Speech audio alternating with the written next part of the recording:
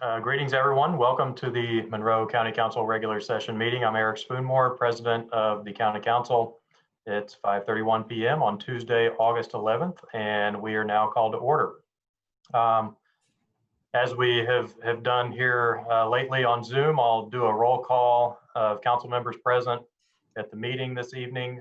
Council members, please unmute your microphones as I call the roll and indicate by voice that you are present here with us tonight. Councilmember Deckard.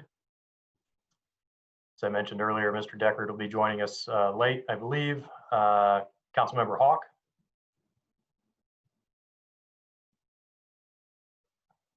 Oh.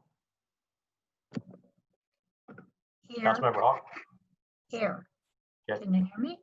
Councilmember Iverson. Here. Councilmember McKim. Here. Councilmember Munson. Here. Councilmember Wiltz. Here. Okay, the chair recognizes that a quorum is present, and we'll now proceed with the next items on the agenda. And that is our Pledge of Allegiance, as we do at all of our regular session meetings. So we'll go ahead and do that now.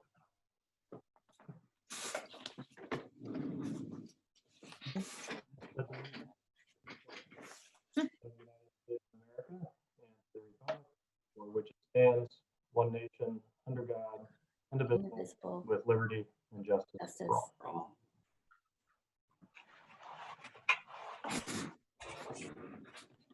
All right. And now we will move on to item 3, which is public comment for items not on the agenda.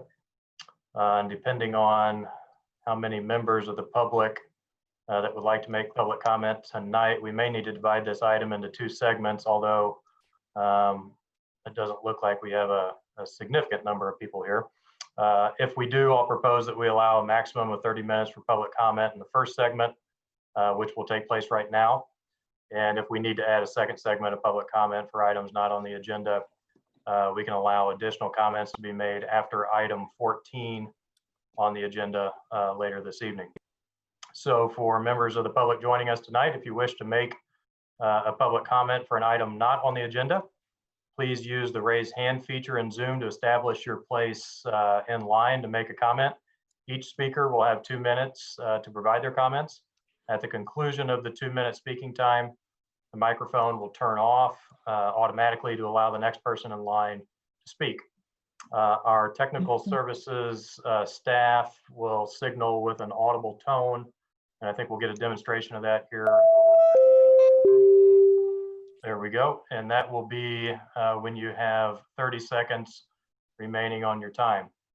So it looks like we've got a couple of folks ready to make comment, and I am ready whenever our technical services staff is ready to go.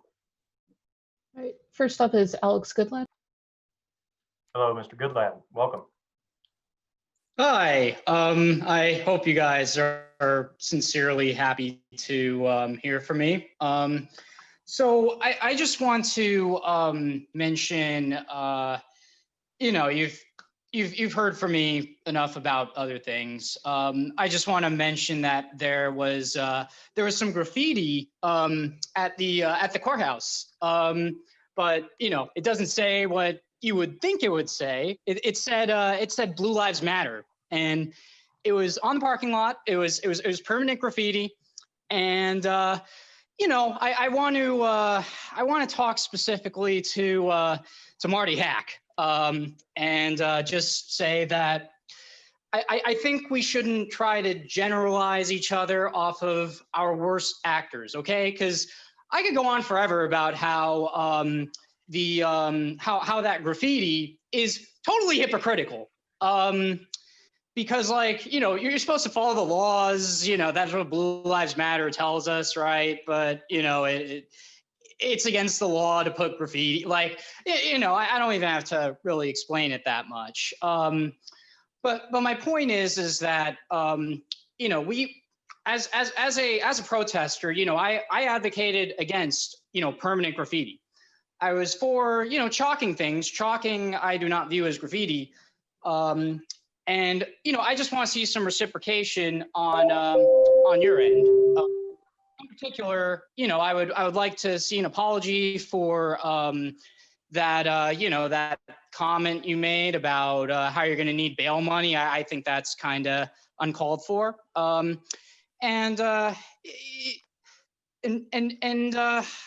mean, you get my point. I'm just going to yield the time. Thank you. Thank you, Mr. Goodland, for your comments. And it appears Ms. Arthur is next. Welcome.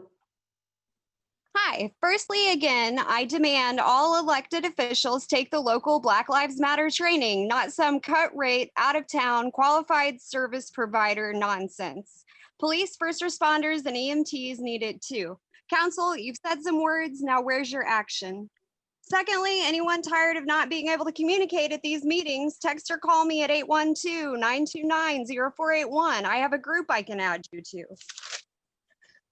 Next, today I witnessed a lot of cops. There were 2 undercover cars, a shift supervisor, a sheriff, and at least 4 BPD arresting a Black transgender person at seminary. The first cop on the scene had either a taser or a gun pulled.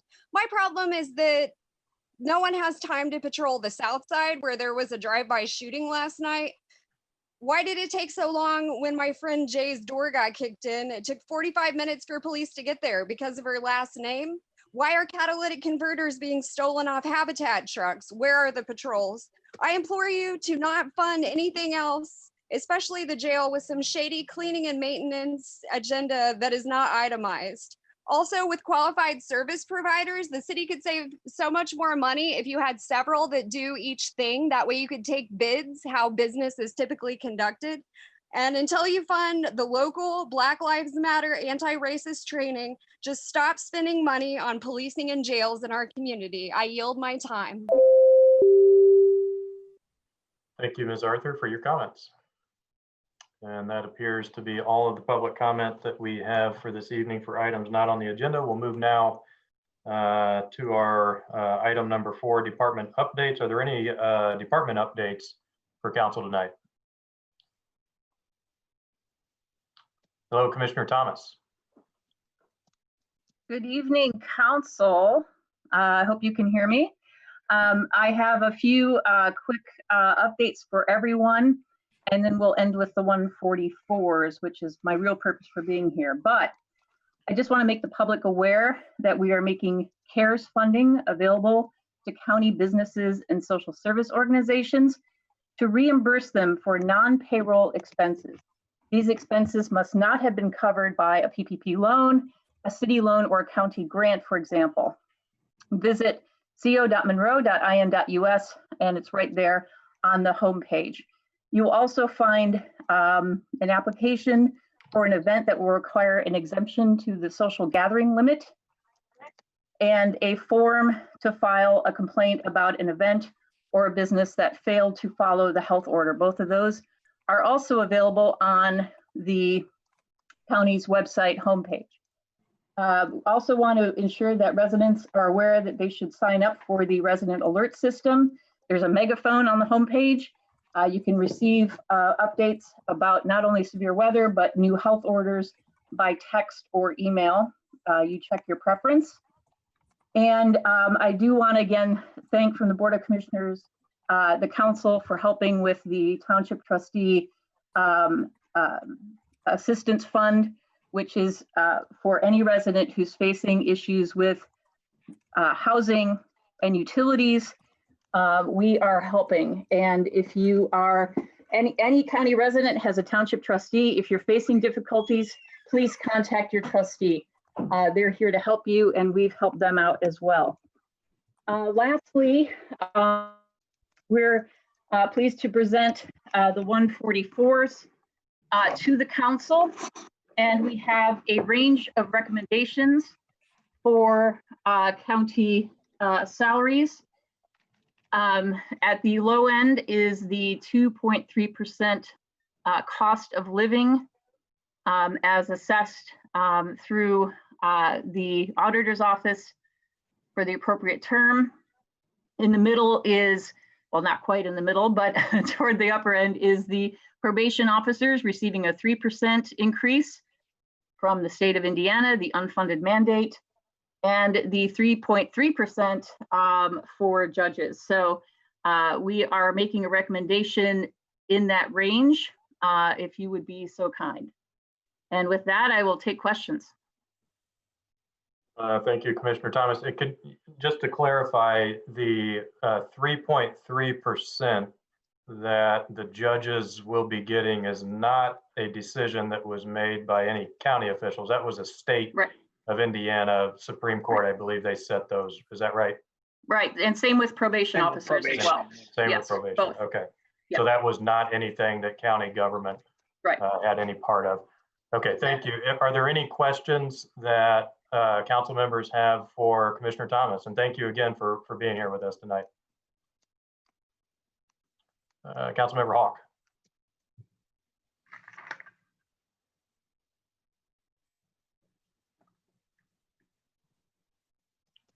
It looks like your microphone is muted. There we go. Okay. I said my whole computer is like purple and green, and so I can't really see it very much. So are you saying that in general, you support 2.2 for county employees, correct? We'd like we'd like the council to consider 2.3 Oh, 2.3. to the 3.3 range, because that came from the state. The upper level came from the state, but we are we're proposing a range to consider. Okay, I have a question in that I don't believe we have the contract yet with the sheriff's deputies. So that needs to be done pretty much ASAP so that we'll be prepared for our budgets. When do you think you might have that completed? We have sent the contract to our consultants who are working on the criminal justice study to give us advice, and Mr. Cockrell, legal counsel, is following up with them. Okay, and I may have other questions. When will we see the budget with the projected increase for, I thought I saw in one of the emails that there was a rather large increase in the commissioner's salary. Is that correct? Yes. And how much is that? We went to be equal with the other elected officials on you the mean lower end, not the upper end, the lower end of the other elected officials. lower end of the county council, or? No, assessor, recorder. And how much of a raise does that make? I don't have the numbers in front of me. I figured we would talk about that at budget time. I think this is the time we should be talking about this, is when you're making the recommendation. I heard the number 25,000 increase. Is that correct? Do you believe? That's approximate. It's probably close to that, yes. Okay, 25,000 apiece, so that's 75,000 in total for the commissioners increase. And so are you expecting other elected officials to do something similar to that, or what are you expecting? We are working to be paid as the full-time employees that we are. And we believe we've been paid as part-time employees for far too long. And it's been an ongoing issue for many years, as you well know, Ms. Hawk, and we're trying to correct this. I'm at a point where I have personally turned down work, teaching jobs, so that I am here in the fall more. But I can't, I have to supplement my income. I work 3 jobs often, and it's not right. It's not a fair way to treat a board of commissioners where you have 3 people working full time.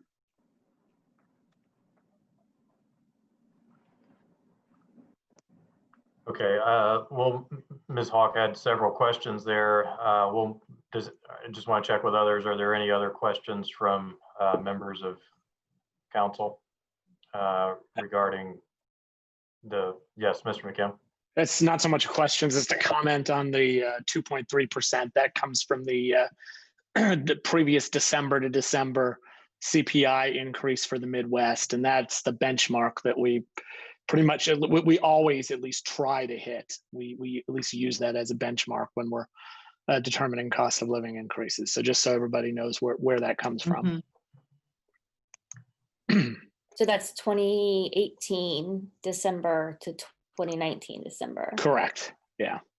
I know it seems when you're looking at it, it really does seem like it's in the distant past. It's just we've used that methodology as long as I've been on the council.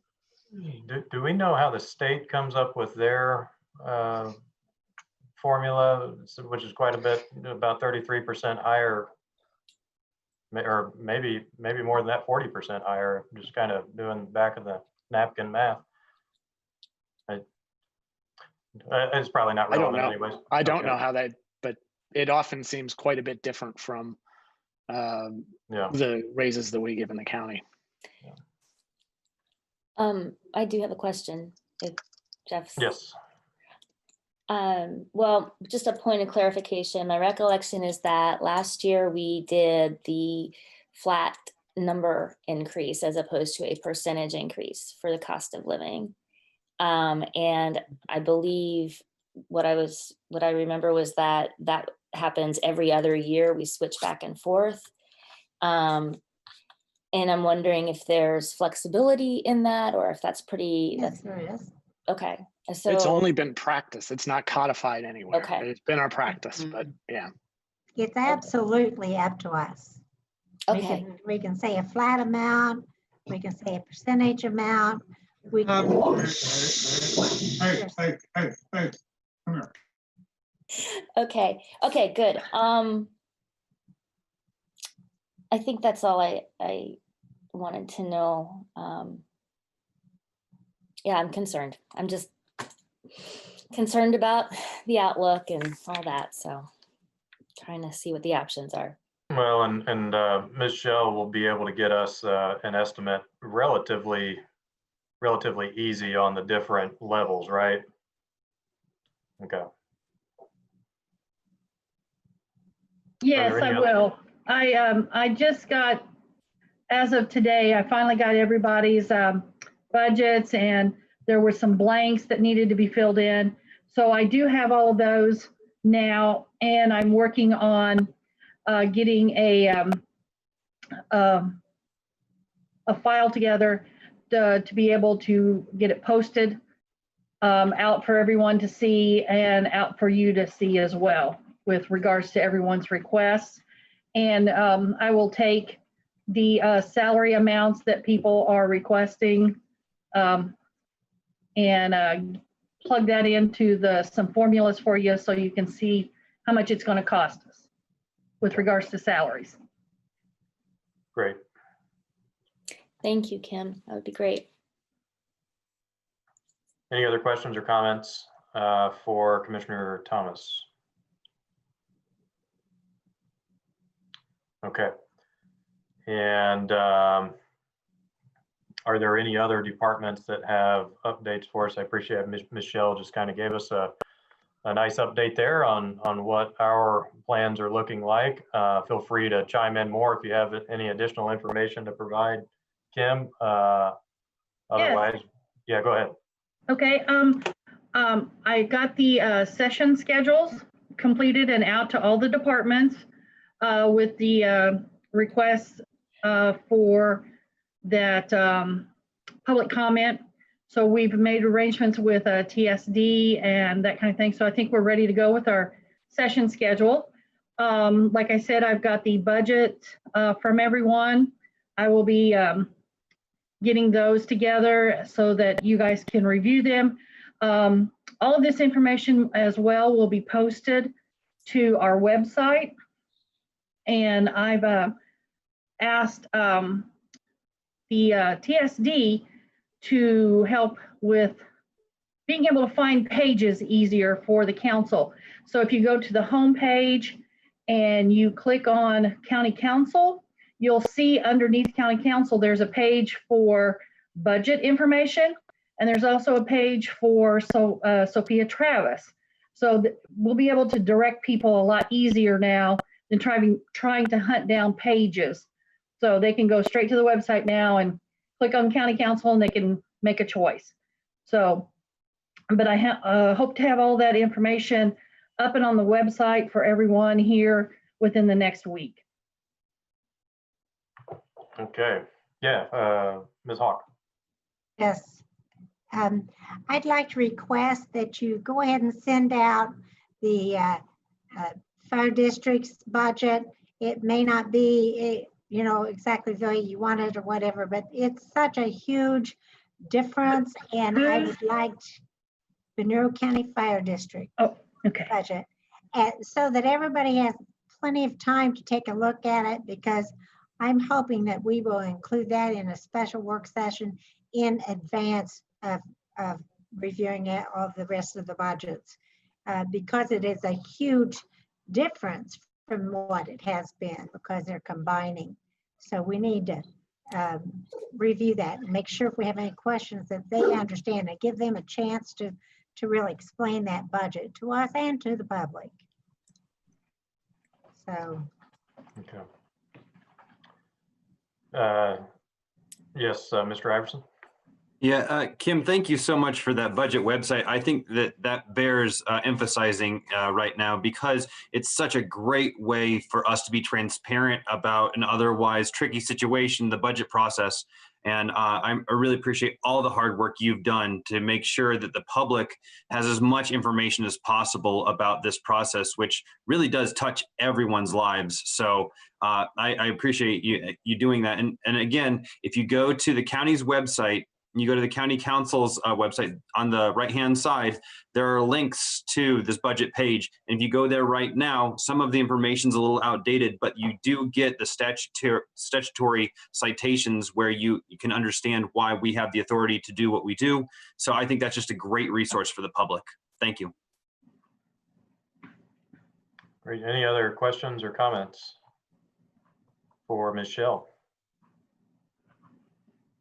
Okay. Thank you, Kim, very much. You're welcome. For all your work. We have a lot more work ahead of us. So looking forward to all of that. Are there any other department updates for council at this time?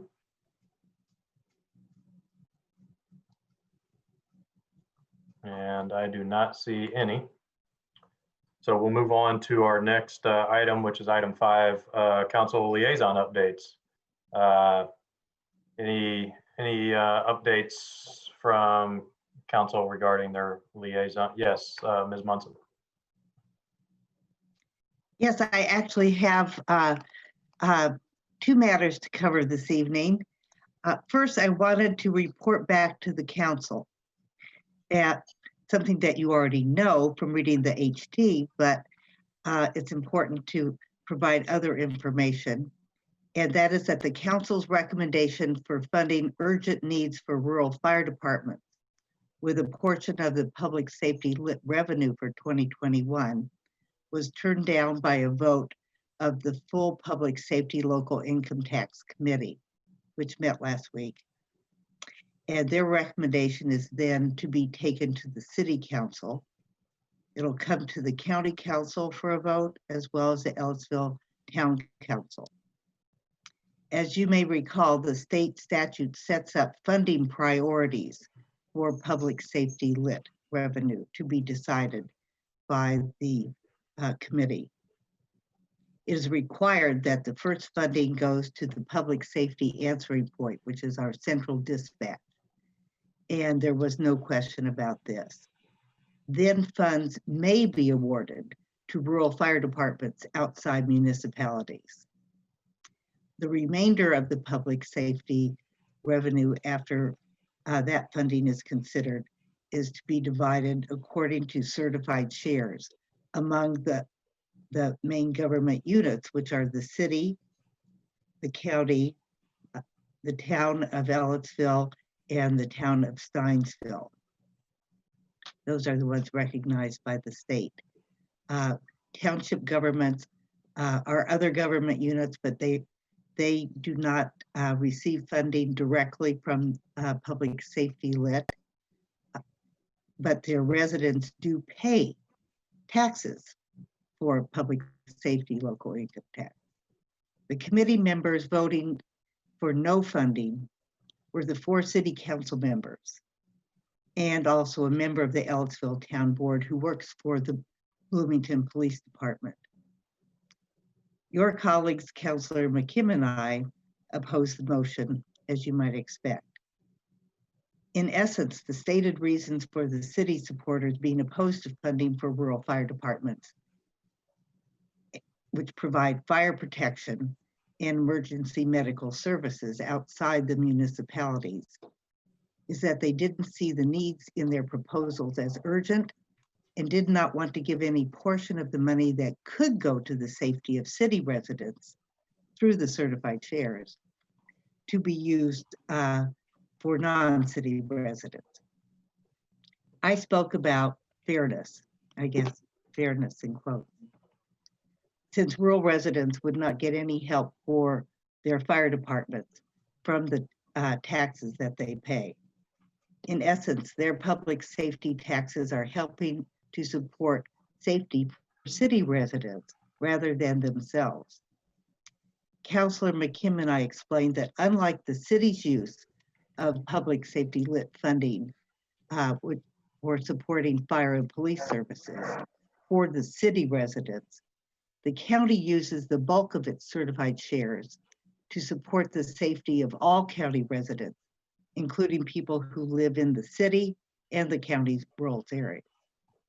Public safety lit funding can be used for safety expenses at the jail, courts, prosecutor, corrections, health department, and the emergency management department, all of which provide services.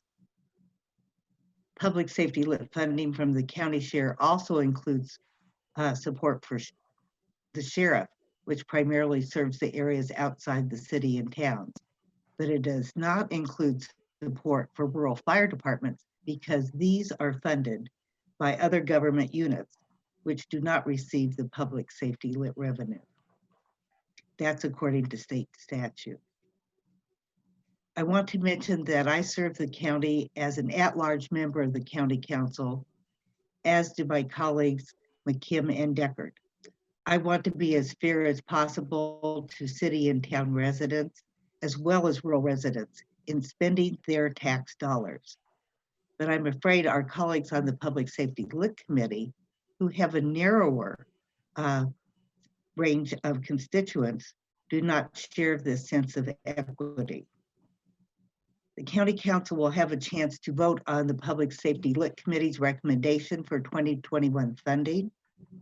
If a large majority of the City Council pass a resolution that conforms to the committee's recommendation, then no matter if the County Council and Ellisville Town Board were to unanimously oppose the resolution, the city's decision would stand.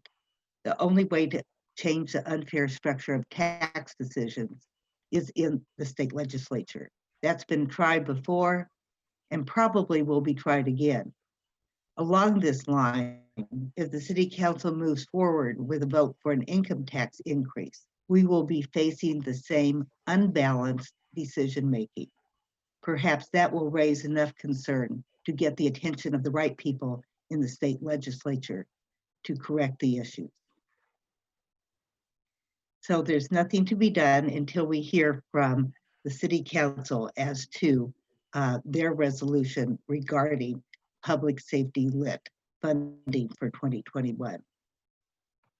The second item I wanted to mention tonight is that the Solid Waste District will meet on Thursday at 4 o'clock to hear a proposal from Rumpke Waste and Recycling, and also to deliberate on the district's 2021 budget, which will then be brought to the County Council.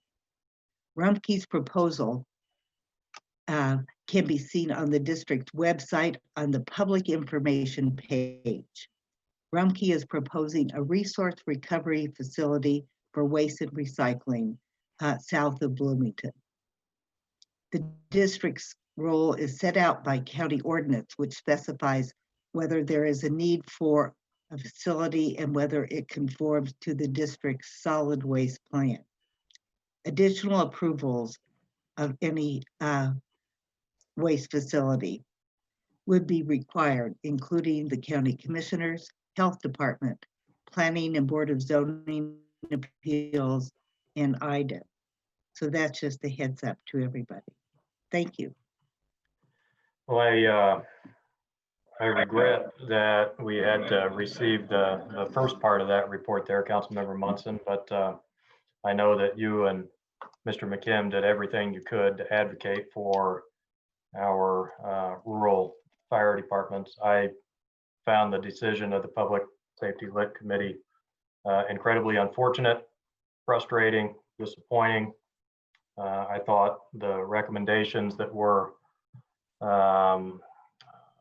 made were thoughtful, that I participated in as well too, and that the proposals that were put forth by the rural fire departments were very much necessary and thoughtful as well too, but ultimately rejected by those folks that you had mentioned in your report. So I think it just, again, reflects a real need for reform in the state legislation that provides the framework for how these tax dollars are allocated. So I know Mr. McKim would like to speak about this as well too. Thank you. And I don't want to repeat what Councilor Munson has already very eloquently and comprehensively stated. So I just want to add two quick things. One is that during the discussions at the committee meeting, multiple references were made to how last year's awards were for something much more urgent, the self-contained breathing apparatus, and that remodeling the station was something that we would know that we haven't done before. And both of those are materially incorrect. The self-contained breathing apparatus were the awards in 2018. Last year's awards did include several station remodels. And so this is something that definitely this same committee has considered worthy of funding in the very recent past. So I want to make sure that those points are made at the city council meeting where of the Lit Council, where they actually make this decision. I think that this needs to be corrected on the record. And also just kind of a comment, when we talk about, maybe a different terminology needs to be used, but when we talk about remodeling a station, the point is not to spruce up the colors or to make it aesthetically prettier. When they talk about remodeling, it is taking stations and turning them into, or making them livable for full-time professional firefighters who actually live out of it and actually sleep overnight and can spend 24 hours in a shift in these fire stations. So they're remodeling to make it safe and livable for people who are actually working and living there. It's not aesthetic remodeling for aesthetics. So I just want to get that clear. The other thing is, and this is something that our council attorney Rice may want to either comment on or research, but I seem to remember so Councilor Munson mentioned that we would get to vote potentially after the city council votes. But my understanding is that if they have enough votes to pass, so if they have either 8 or 9 votes to pass, we don't even vote. It's not even that we don't have to make a token vote. I believe they changed the law this last year so that the process doesn't even need to go any further once there are enough votes to pass. And Margie, you may want to research that, but I seem to remember that having come up in the discussions. I can let Marty speak first and then I can address it. Marty, sure. Do you want to speak first? Yes, please. Go ahead, Marty. I don't think we have to wait for the city to vote. If we wanted our voices to be heard, we could go ahead and call for a vote. Actually, we really did already have a vote when we looked at it and voted to send it on with the recommendations. But if everybody would feel better about voting over again and saying, yes, we support what we supported before, we don't have to wait on the city. I think we could go ahead and do that. Then we could go on record. But a couple of things I would like for the people to remember is that when I say the people, I'm talking about the public, is that when this first was put together, that the tax in place for public safety tax so we could have central dispatch. The city was at that point putting in approximately $1 million a long time ago. So I'm just averaging here in my memory bank. So they no longer had to put that in. That gave them an extra boost out of their funds that they could use for anything. It didn't have to be for public safety. It could be for whatever they wanted to use it for. Because we took that public safety tax and put that in place to cover central dispatch. So that's one thing. And the other thing is, you reminded us, Councilmember McKim, that indeed the levy for the city and the towns, that their levy that is a qualifying amount for the distribution, the certified distribution share, they have that tax, they have their budget for their fire included in that total levy. So they already, out of that separate share, pull in the money to help support from that public safety tax to help support their fire departments. The county does not have a mechanism to support fire departments. And so the only way the rural fire departments are going to get any dollars coming out of this public safety tax is if it is supported before the certified shares go out. And is that as you see it as well? Right. Yes. So, Yeah. I mean, it really is not comparing apples and apples for them to say, well, county, you just give it to them out of your part, because we don't get that credit for the dollar amount. Completely agree.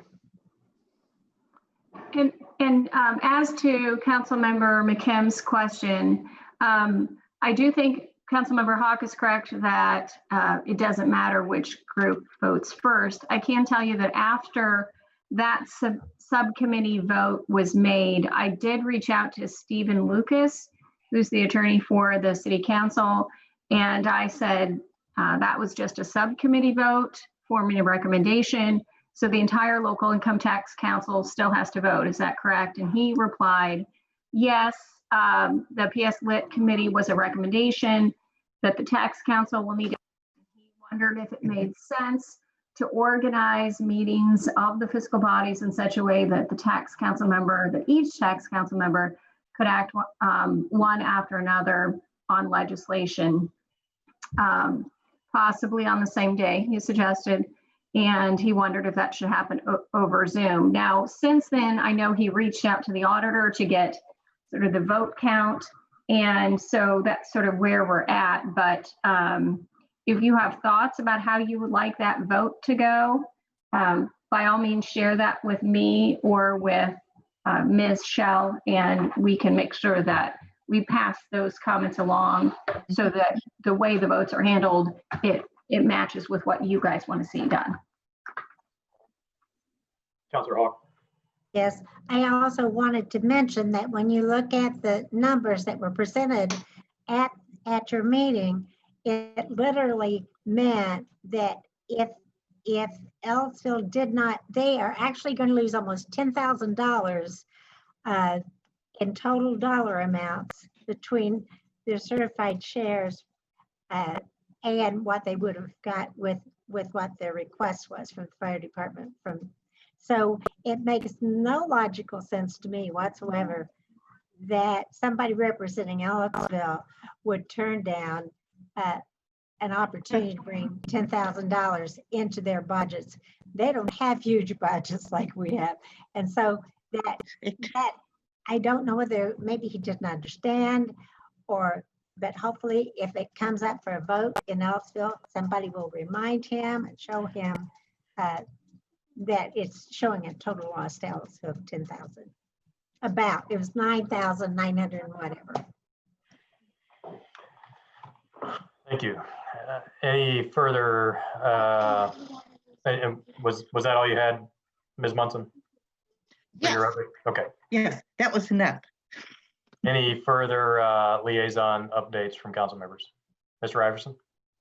Yeah, I have two liaison updates. The first is from the health department, and I wanted to remind the public that the health order is still in place, where we are mandating masks here in the county. And of course, as you all know, the state has also joined us in that. And just want to make sure that everyone does the 3 W's. Make sure that you're wearing your mask, make sure that you're washing your hands, make sure that you're waiting 6 feet apart from others. Even as we are able to start going back out here in Indiana to restaurants and things like that. Of course, you'll understand that the Big Ten has canceled the football season this year due to concerns over the spread of the coronavirus. So we are continuing to keep those things in mind as well. And you can continue to get all updates on the health department's website, which is you can reach through the county's website. The second update that I have is from our probation department, and we have a treat coming up. I think we've been, the Monroe County has been selected as a community where we are looking at our pretrial detention practices. And in an upcoming working session, we're going to be hearing from a study that was done in conjunction with Monroe County and the School of Public and Environmental Affairs to look at our pretrial practices, and in particular, looking at some of the data that suggests that defendants incarcerated who are pending trial are more likely to plead guilty, receive lengthier sentences, and subsequently recidivate more often in relation to defendants who are released prior to their court disposition. We also know from the research that incarceration can also stigmatize and disrupt housing, employment, family relationships, and ties to the community. And so one of the tools that we're looking into is pretrial risk assessment, and the final report will be the crux of the presentation we'll be hearing at an upcoming working session. So make sure to check our agendas and attend that. Thank you. Thank you, Mr. Iverson. Any other council members with updates that they'd like to provide? Any reports? Okay, seeing none, we will now move on to item 6, our prosecutor's office. Council, I move to approve the prosecutor's request to amend account 10007, first deputy classification from an EXE2 in grade supervisor to a special occupation in Fund 1000-0009 General Fund Prosecutor in the 2020 salary ordinance. Second. And I know we have somebody from the prosecutor's office here. I believe. Like Ms. Hamlin is here. Mhm. Yes. Hello, Ms. Hamlin. Welcome. Hello, counselors. I hope you're all doing well. This is actually a correction that occurred. I think I provided enough documentation for you to trace it back to 2012 when it was originally reclassified from an EXE2 in-grade supervisor to a special occupation on a WIS recommendation. And I think what then happened subsequently is they grandfathered several in-grade supervisor positions in the salary ordinance, probably in 13 or 14, maybe 15. And this position got erroneously lumped in with those, and it got switched in the salary ordinance from an EXE or from a special occupation back to an EXE to in-grade supervisor. So we're just wanting to correct it back to an SO. And I've provided minutes from the budget hearing on September 20th of 2012, where the position was changed to an SO, along with, I don't know what else I've got in here. Hopefully that'll be enough to, oh, the WIS recommendation is attached as well. Happy to take any questions. Okay, 8 years is better late than never. Any questions from council or any comments? Ms. Hawk? Go ahead. Jeff's hand was up first. Go ahead. I literally was just going to say, this is one reason why I love the verbatim transcripts. They really do come in handy sometimes when you're trying to figure out. Yeah. And just to clarify, this isn't a change in salary. It's not a change in hours or exempt status. It's just a change so that it's not paid as an in-grade supervisor. Yep. Councilmember Hawk, did you have a? Yes, it just reminded me that I didn't see on our agenda, and I thought we were going to have that today, about the contract for West to get all of this updated and try to get us back on an even footing. So that was going to be at the work session. Oh, is it? Okay. Because it seems to me we have a lot of things that we're addressing in advance of that. And, you know, I just want us to get going to get it back the way it's supposed to be. Yeah. So that will be discussed at the August work session, because there were a few options. PAC had presented or made one particular recommendation, but there were some options, and we just thought it'd be best to handle that at the work session. Any other questions or comments for Ms. Hamlin? Any public comment on this item? Seeing none, we'll have a roll call vote, please. On the motion to approve the amendment to the 2020 salary ordinance, Councillor Spoonmore? Yes. Councillor Hawk? Yes. Councillor Wiltz? Yes. Councillor McKim? Yes. Councillor Munson? Yes. Councillor Iverson? Yes. Motion passed unanimous. Okay. Great, thank you very much. Thank you. Have a good evening. Up next is item number 7, our CARES board with Mr. Malone. Council, I move to approve the CARES Board's request for additional appropriations in Fund 1148-0000 Drug-Free Community in the amount of $49,726.50 in the services category. Second. Good evening, council members. Thank you for having me. I hope you all can hear me. Okay. I just wanted to thank you again all for having me here, and we have about $10,000 less than we had last year as far as allocating for our grantee applicants. This year we're also asking for approximately 24% of what for our operating costs.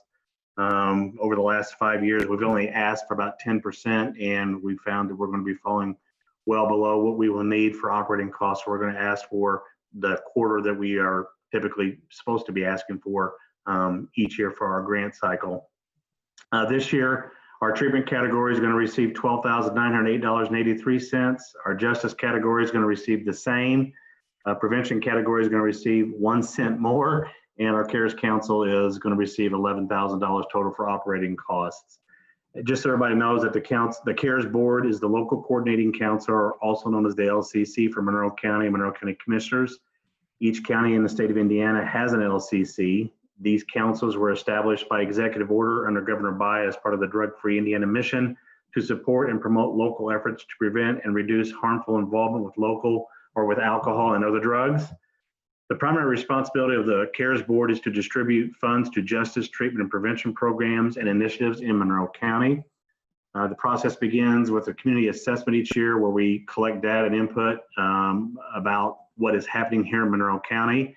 This assessment provides the framework for our community plan, which lists objectives and/or steps that could be taken to reduce community drug and alcohol issues within Monroe County. The plan is then sent to the state for approval, and once it's approved, the grant proceeds. Once approved, the grant proceeds forward with the drug-free community grant funds, and these funds come from alcohol countermeasure fees and drug interdiction fees. These are fees assessed by all judges. They're not always collected since some people are unable to pay for these court costs and fees. In addition, these funds are allocated by making 25% of the total available to justice, treatment, and prevention.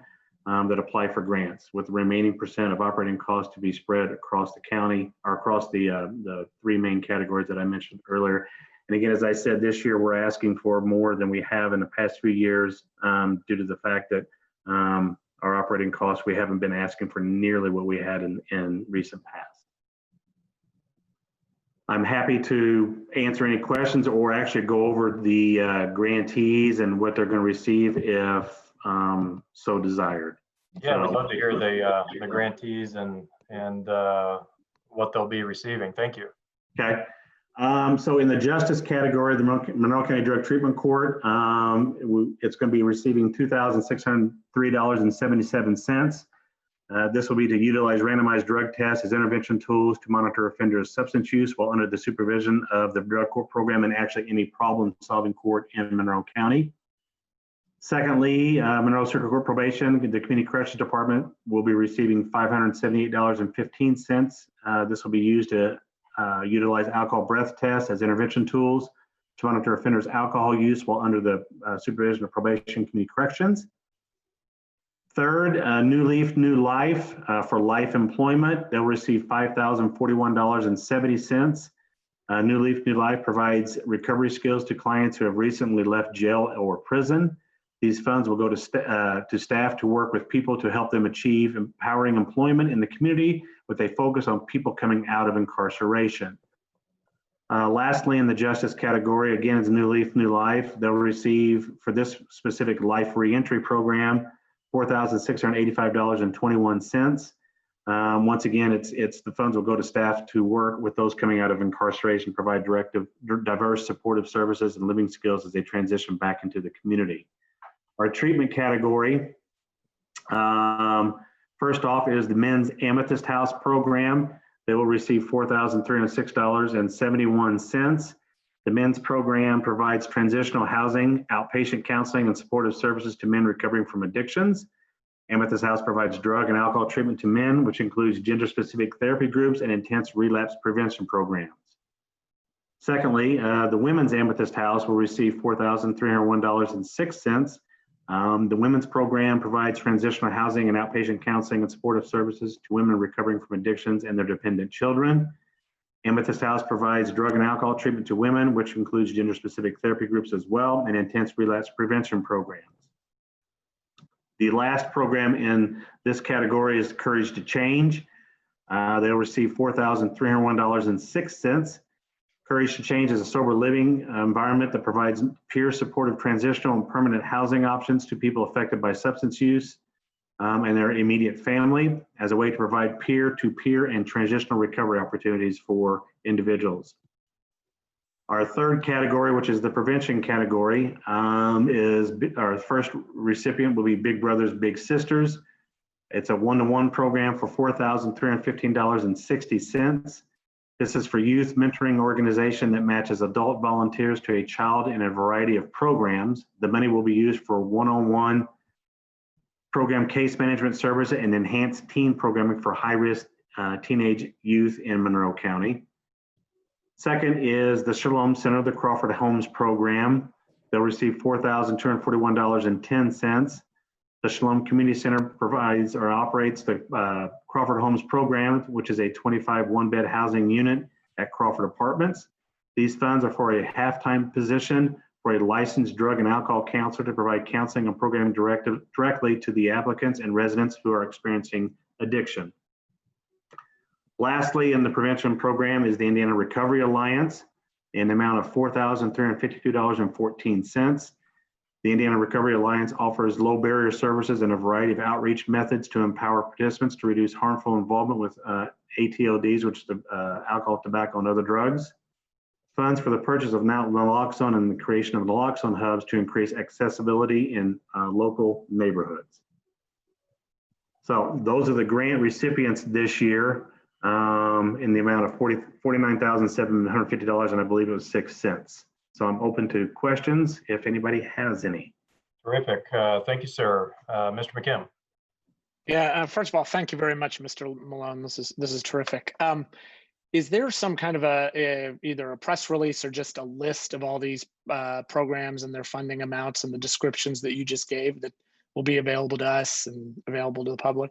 I sent them to, when I sent the agenda, I sent what I just read off to, I can't remember who was in the email, but I sent that to, I'd be happy to send it back if I need to, that lists the recipients and the amounts that they're going to be receiving as well. Okay. We've typically not done a press release.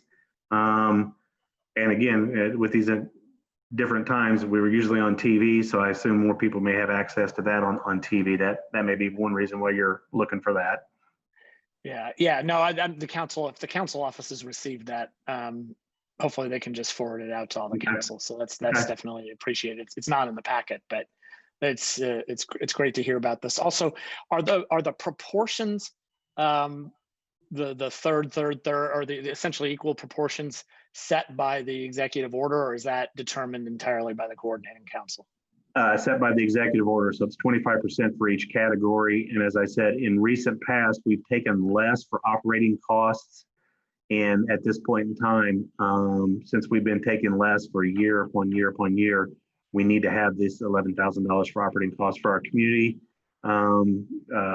meeting that we have, our annual community outreach program that we do, in addition to our website that we maintain as well. Thanks. And then I have another question, but I'll wait till others ask theirs. Good. Mr. Iverson, did you have a question? Yeah, I have two questions for you, Mr. Malone. But first, I want to thank you for taking the time to be here tonight and talking to us about this very important topic. First, I wanted to piggyback a little bit on what Councilmember McKim was asking. And your operating costs. How have your operations been affected by COVID-19? Well, we've been meeting via Zoom. It really hasn't affected what we do as far as the board is concerned. We were able to go ahead and conduct business as usual via Zoom. We did ask our grantees this year to come up with some sort of alternative plan based on the money they may receive if this continued past the local regional order was, I think, in June or July, as far as the county was concerned. So we asked them to come up with a plan to take care of any issues that they may experience during COVID. So it hasn't affected the board itself. Maybe we're receiving less money because fewer people may have been arrested as a result of criminal offenses here in Monroe County. I don't know that, though. Okay, and that actually leads to my second question. Thank you for your answer. You mentioned in your report to us that's in the agenda or our packet that some of the fees that you collect are countermeasure or interdiction fees, but then sometimes those don't always come in. Do you have data about what percentage of folks can't pay those fees with you tonight? I do not have that with me. I do know that our prosecuting attorney, Erica Oliphant, last year when we saw a reduction in the amount of fees, we can only assume why they're fewer, and some of them may have been through a plea bargain, but Erica did guarantee us that if they were initially charged with, say, an operating while intoxicated offense that may have been reduced to reckless driving, they would still go ahead and collect those fees regardless, even if they did plead to a different lesser charge as a result. So, but I do not have that figure in front of me, no. And I don't know if we can actually get that. I'd have to take quite a bit of investigative work. If that's something you need, let me know and I can do my best to get that. Sure, yeah. Not a gotcha question. I just was curious. And I'll yield back to Councilmember McKim. Okay. Actually, Councilor Iverson's last question was almost exactly the question I was going to ask. So. I hope it answered the question. If it didn't, please let me know. I guess maybe I'll follow on then and ask about whether those fees are waived for people who are indigent and just have no way of reasonably paying without not being able to eat or feed their kids or whatever. I believe that is a possibility, which could be a cause for, but that's totally up to the court to do whenever they go in front of the judge for sentencing. It'd be totally up to the court. Okay, so it's the court that would handle that. Thank you. Yes. Okay. Any further questions or comments for Mr. Malone? Seeing none, is there any public comment on this item? I don't see any. So we'll do a roll call vote, please. On the motion to approve the additional appropriations in Fund 1148-0000, Counselor Wiltz,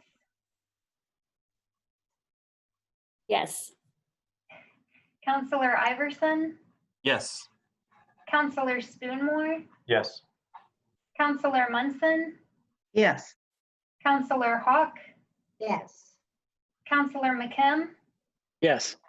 Counselor Deckard. Yes, and let me explain my vote. For the public watching, I have been in the waiting room as I was coming into the meeting and observed the first part of this portion of our meeting. And since I was late observing that, I did still believe I can vote on it, having learned what I need to learn and having reviewed the packet. I didn't want anyone to think I just flew in here and not knew what was going on. So thank you. Great, thank you. Motion passed unanimous. Great. Great, thank you all. Yes, thank you. And welcome, Mr. Deckard.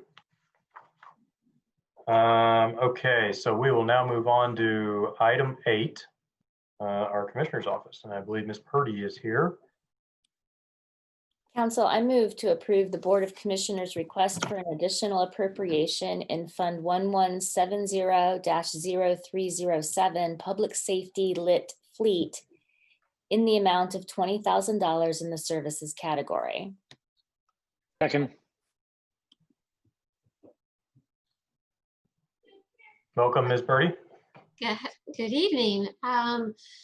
This is, I kind of don't like some of the language that we have on the agenda that our office submitted to you, talking about that we're experiencing significant increase in costs. As I look at our budgets, that's not really accurate. But what is accurate is that we did not, as I look back at the cost of repairs for the sheriff's budget or the sheriff's vehicles, 18 and 19, we did not budget enough in that particular line. So last year they actually expended, or they did, we paid $89,801.40. And so by adding the 20,000, that'll get us to our originally budgeted 75. That should help get us through the rest of this year. Okay. Are there any questions or comments for the Commissioner's Office? Yes, Mr. Iverson. Thank you, Ms. Purdy, for being here tonight and talking about this. For the public, could you talk a little bit about what type of vehicles are being serviced under this this budget line? Sure. I'm not a real vehicle kind of person, but it's our sheriff vehicles. Those are, if you're asking, those are Dodge Chargers for the most part. Given the nature of their work, they have a higher rate of abuse, I guess. I don't want to say abuse, but they're used a little bit more extensively than a you and I's vehicle would be, for example. But it also includes building, and the building department has vehicles that they use when they go out. Planning has a vehicle. Surveyor has a vehicle. Animal management, the jail has some vehicles, and our emergency management has a vehicle. If you want to know what kinds of vehicles, I'm not really good on you that. don't have to like list make and model for me. No. Good. Thank you. And a quick follow-up question too is, you know, in your statement or in the verbiage you had written that the highway garage no longer is going to be providing this service. Why is that? Okay, thank you for pointing that out. That's actually, it's not because they don't like us or they're wanting to be difficult. It's because they really are not supposed to be doing that work for us. They're paid through the Motor Vehicle Highway Fund, and that money is supposed to be used solely to support positions that are working directly for MVH projects. So they really, even though we were reimbursing them, which on some level, but it just isn't, it's just not a very clean way to do things. This is a better way to do it. It's better for the State Board of Accounts. It's better for our, you know, for anybody who's looking at our paperwork to see that we're not using MVH money to support non-MVH vehicles. The other thing is, and I'm going to put this in here for now, is the highway department, they have enough work as it is without having to deal with the non-heavy equipment. So when this came to everybody's attention that we were using them improperly, they were quite happy because they've got enough to work for their mechanics without having our non-highway fleet involved in that. So that's how it came to be. Great. Thanks. Okay. Yes, Mr. McKim. Yeah, and just to kind of make clear to everybody, the non-highway fleet budget is actually divided between two funds. There's actually, so Ms. Purdy mentioned the building department, plan, and the other departments that have vehicles. There is a fleet department or location, I guess they call them now, in the general fund that is used for planning, building, emergency management, and that sort of thing. And the reason why this specifically says sheriff's maintenance is because this particular line is in the public safety lit fund, which can only be used for certain purposes that are legally defined as public safety. So that's the reason why this is specifically sheriff's maintenance. It's not that, the sheriff's maintenance, they're using the dollars up faster than anybody else or anything like that. It's that the money comes out of two pots, and this particular pot of money is restricted to the sheriff's department. Thank you. I should have said that. Thank you. Yes, Councilmember Hawk. I think that was just last year or maybe the year before that we were going through the fleet budget and there was lines in there for sheriff's vehicles. And I said, what's that doing in there anyway? We need to pull that out and get it into this other fund. So that's why if you're trying to look back to see what it was maybe 4 or 5 years ago, you wouldn't see it in this particular area where it is now, where the funds are. That's correct. This is the first year that's actually been moved into the public safety lit fund. This year? Well, yeah. Right. I thought we just did that last year during budget session. We pulled it out. So I thought. Okay. Yes, Mr. Decker. Thank you very much. Angie, this is just a general question with all the vehicles that the commissioners track under their responsibility. How do you all monitor that for trends and things, et cetera, that might have useful information to get back to those departments on as they evaluate using vehicles in the future, what not to do, what best practices, et cetera?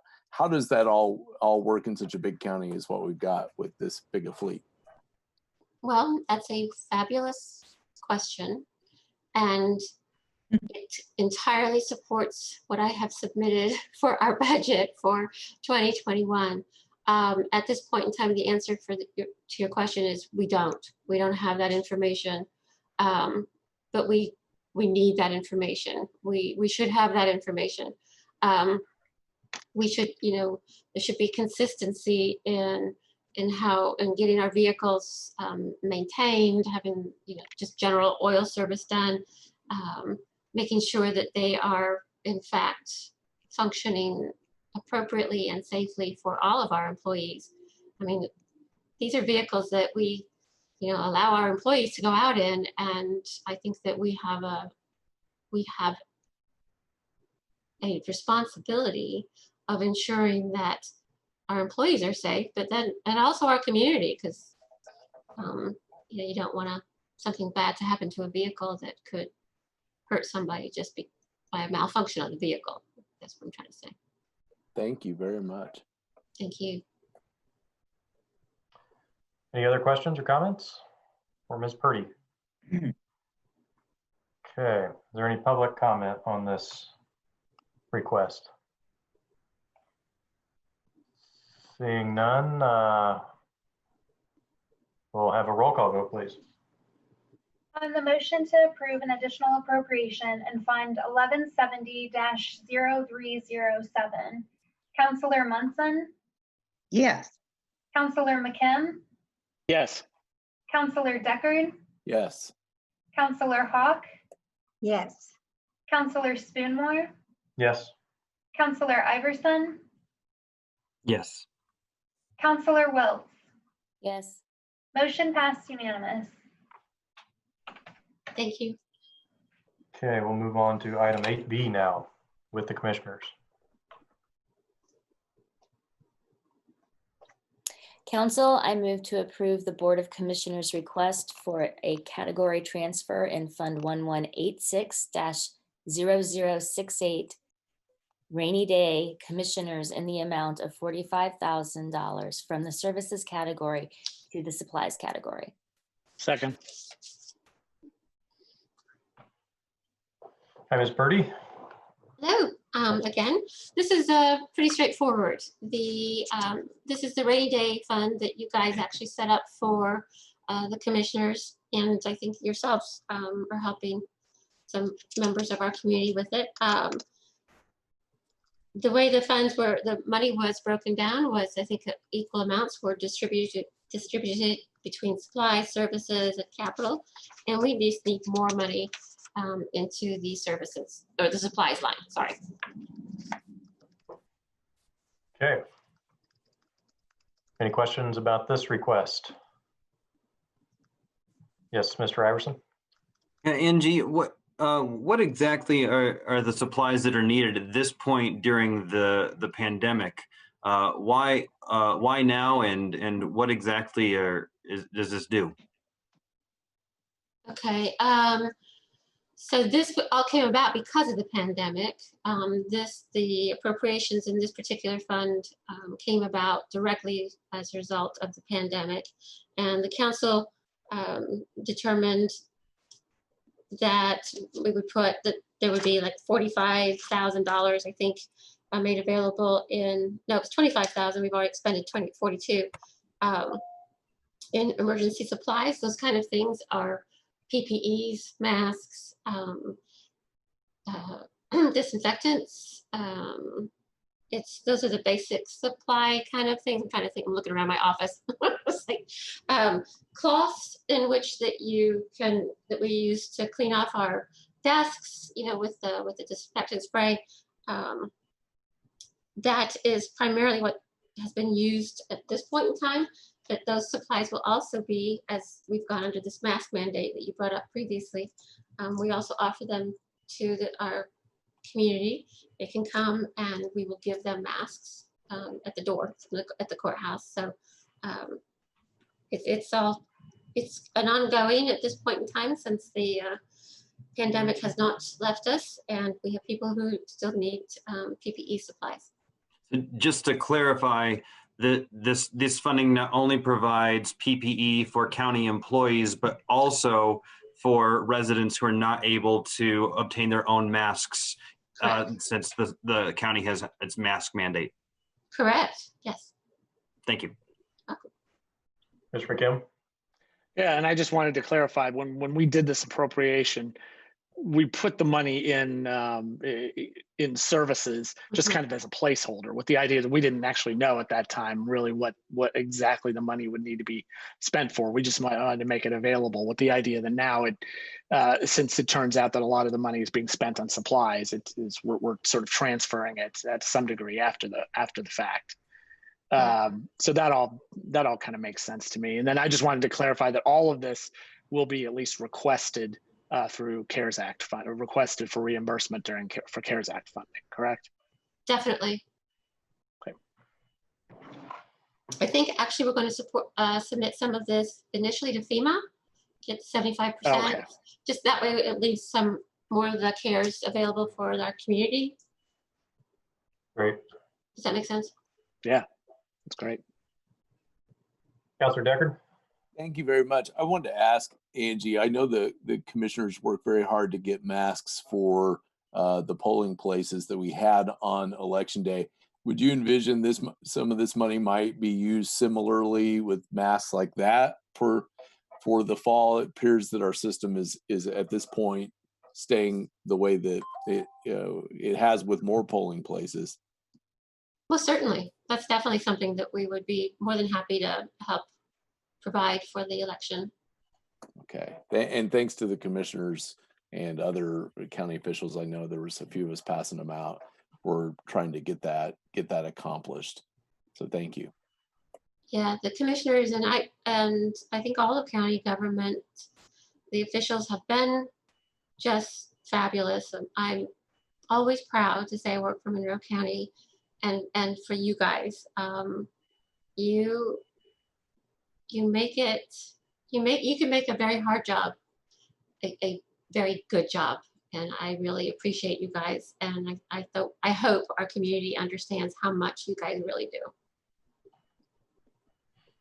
Thank you. Okay, is there any further questions or comments for this item from council? Any public comment on this request? Seeing none, we'll have a roll call vote, please. On the motion to approve the category transfer from the services category to the supplies category in Fund 1186, Councilor Hawk?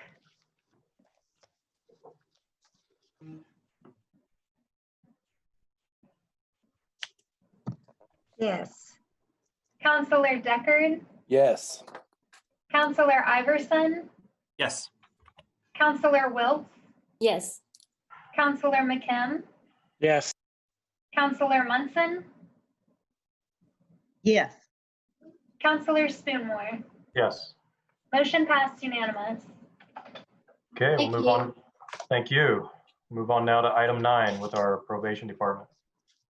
Council, I move to approve the probation department's request for a category transfer in Fund 9143-0000 JDAI Coordination Grant in the amount of $950 from the supplies category into a new account line in the supplies category in the amount of $600 and into a new account line in the capital category in the amount of $350 for a total transfer of $950. Second. Hello, Mr. Hatfield. Welcome.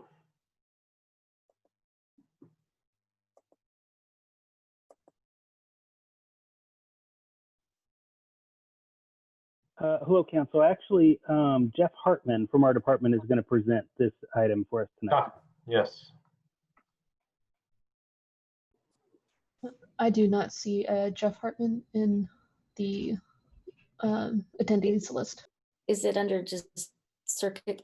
No, is it under circuit court? Apologies. Can you hear me? Yes. Okay, yeah, sorry, I have my mic muted. This is Jeff Hartman from juvenile probation. I'm the juvenile probation supervisor. Can everybody hear me all right? Yes, sir. Okay. As many of you know, in 2019, we received $54,000 in grant funding for a juvenile detention alternative initiative, also known as JDAI. The grant period ran from July 1, 2019 to June 30, 2020. We recently received a grant extension to 12/31 of 2020 to continue the grant activities. The DOC grant approved the amendment to the grant to transfer a portion of the funding so we can be able to use it fully during the extension period.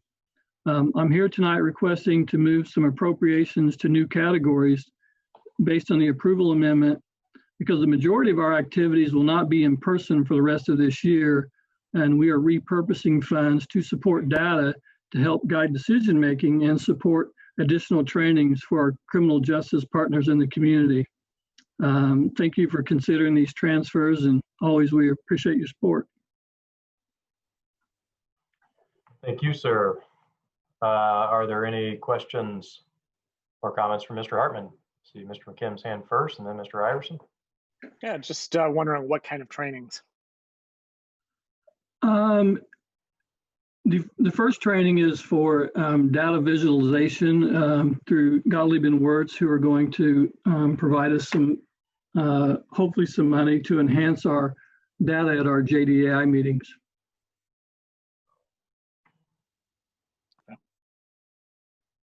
Mr. Iverson?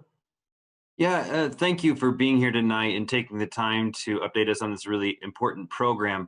One of the things that we know is that incarcerating individuals is very expensive. This is one of those great programs that tries to keep juveniles in particular out of incarceration. How many individuals do we serve through this program every single year? Do you know? I don't know exactly, but I mean, like presently, we in 2019 to date, we looked at 6 quarters, and I think we've had 60 kids admitted to detention. And clearly, our numbers right now in 2020 are drastically down for various reasons. So, if that answers your question. No, that's good to know. I think a lot of times we're looking at those trends, and that's helpful.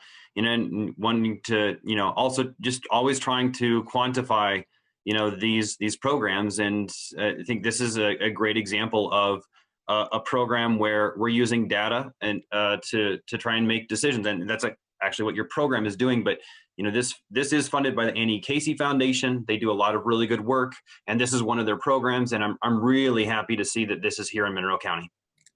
Well, I can tell you right now we have 0 kids in secure detention. That is wonderful to hear for a variety of reasons. Yes. Well, thank you. Yeah. Very good. Any other questions or comments?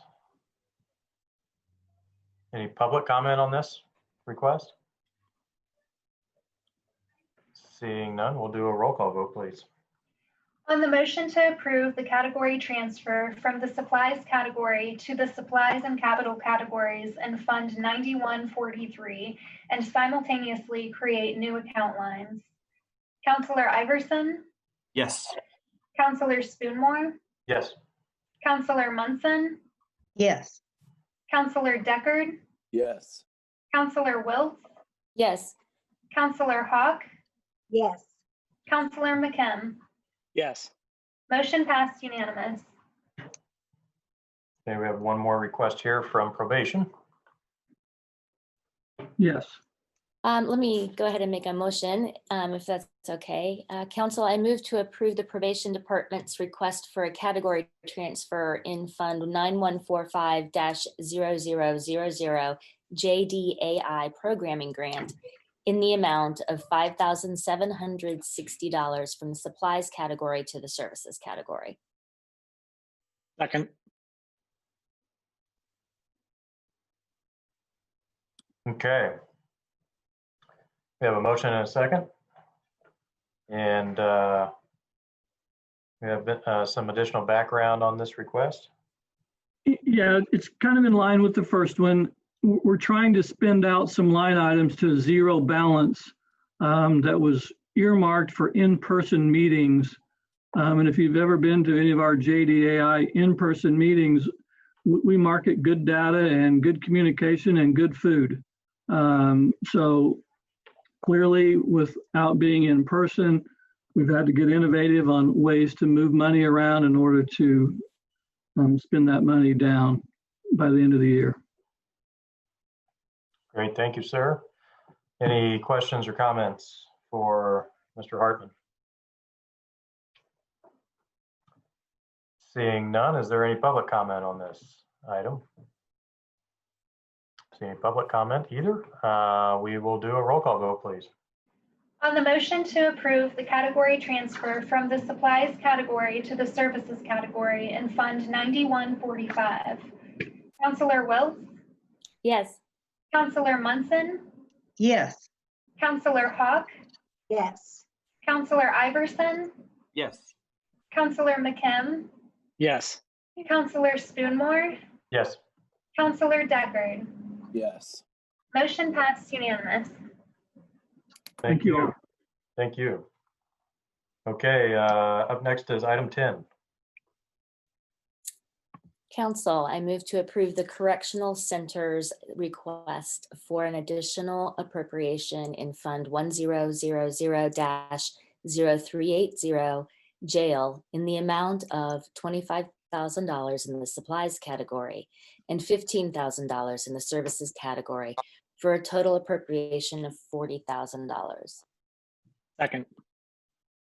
All right, I believe Colonel Crow is here with us tonight. Do you have some additional background on this request, sir? Good evening, all the council members. Can everyone hear me okay? Yes, sir. I think the first one, we'll look at operational supplies. Part of this was to replace a kettle in our kitchen. It unexpectedly cracked, and that was a repair that couldn't be made by our local service provider. So we purchased a new kettle, and that's one of the appliances that we use daily to help feed the inmates. So a large part of that operational supplies was to replace that kettle. And then just with the additional cleaning supplies and sanitation supplies that we've had to use due to the COVID-19. And still proud to say that we have not had any positive cases within the jail. We have had one staff member that through our efforts, we determined that she was not fit for duty, and we sent her home. She was later tested and came back positive. She spent her 10 days at home in quarantine, took a second test, and it came back negative, but due to our efforts, she didn't have contact with any of the inmate population. So we are still at 0 right now for positives for the inmate population. As far as the general maintenance, the building is 35 years old. Our inmates don't generally take good care of the cells, and continued misuse, abuse is taking its toll. So we're having to do more repairs, and those repairs are generally pretty costly. Got it. Thank you for the information. I'll turn now to council to see if there's any questions or comments. I saw Councilmember Hawk's hand first, and then Mr. McKim, I believe. Matter of curiosity, a kettle. I would love to see a picture of this kettle you're speaking of. Must be pretty costly. I'm expecting it to be something pretty special, not quite like the pots and pans I have in my house. So that would be interesting to see a picture of that. Anytime you'd like to see it, let me know. And can't see it in person. Yeah, it's a very large kettle. When we're feeding 300 plus people, we have to have something large like that can provide enough food for the entire inmate population. So did you have to wait for something that large to be delivered, or were you able to go to a restaurant supply place right here in Bloomington to find it, or what did you do? Yes, we go through a supplier here in Bloomington, and they were able to turn that around pretty quickly for us. Awesome.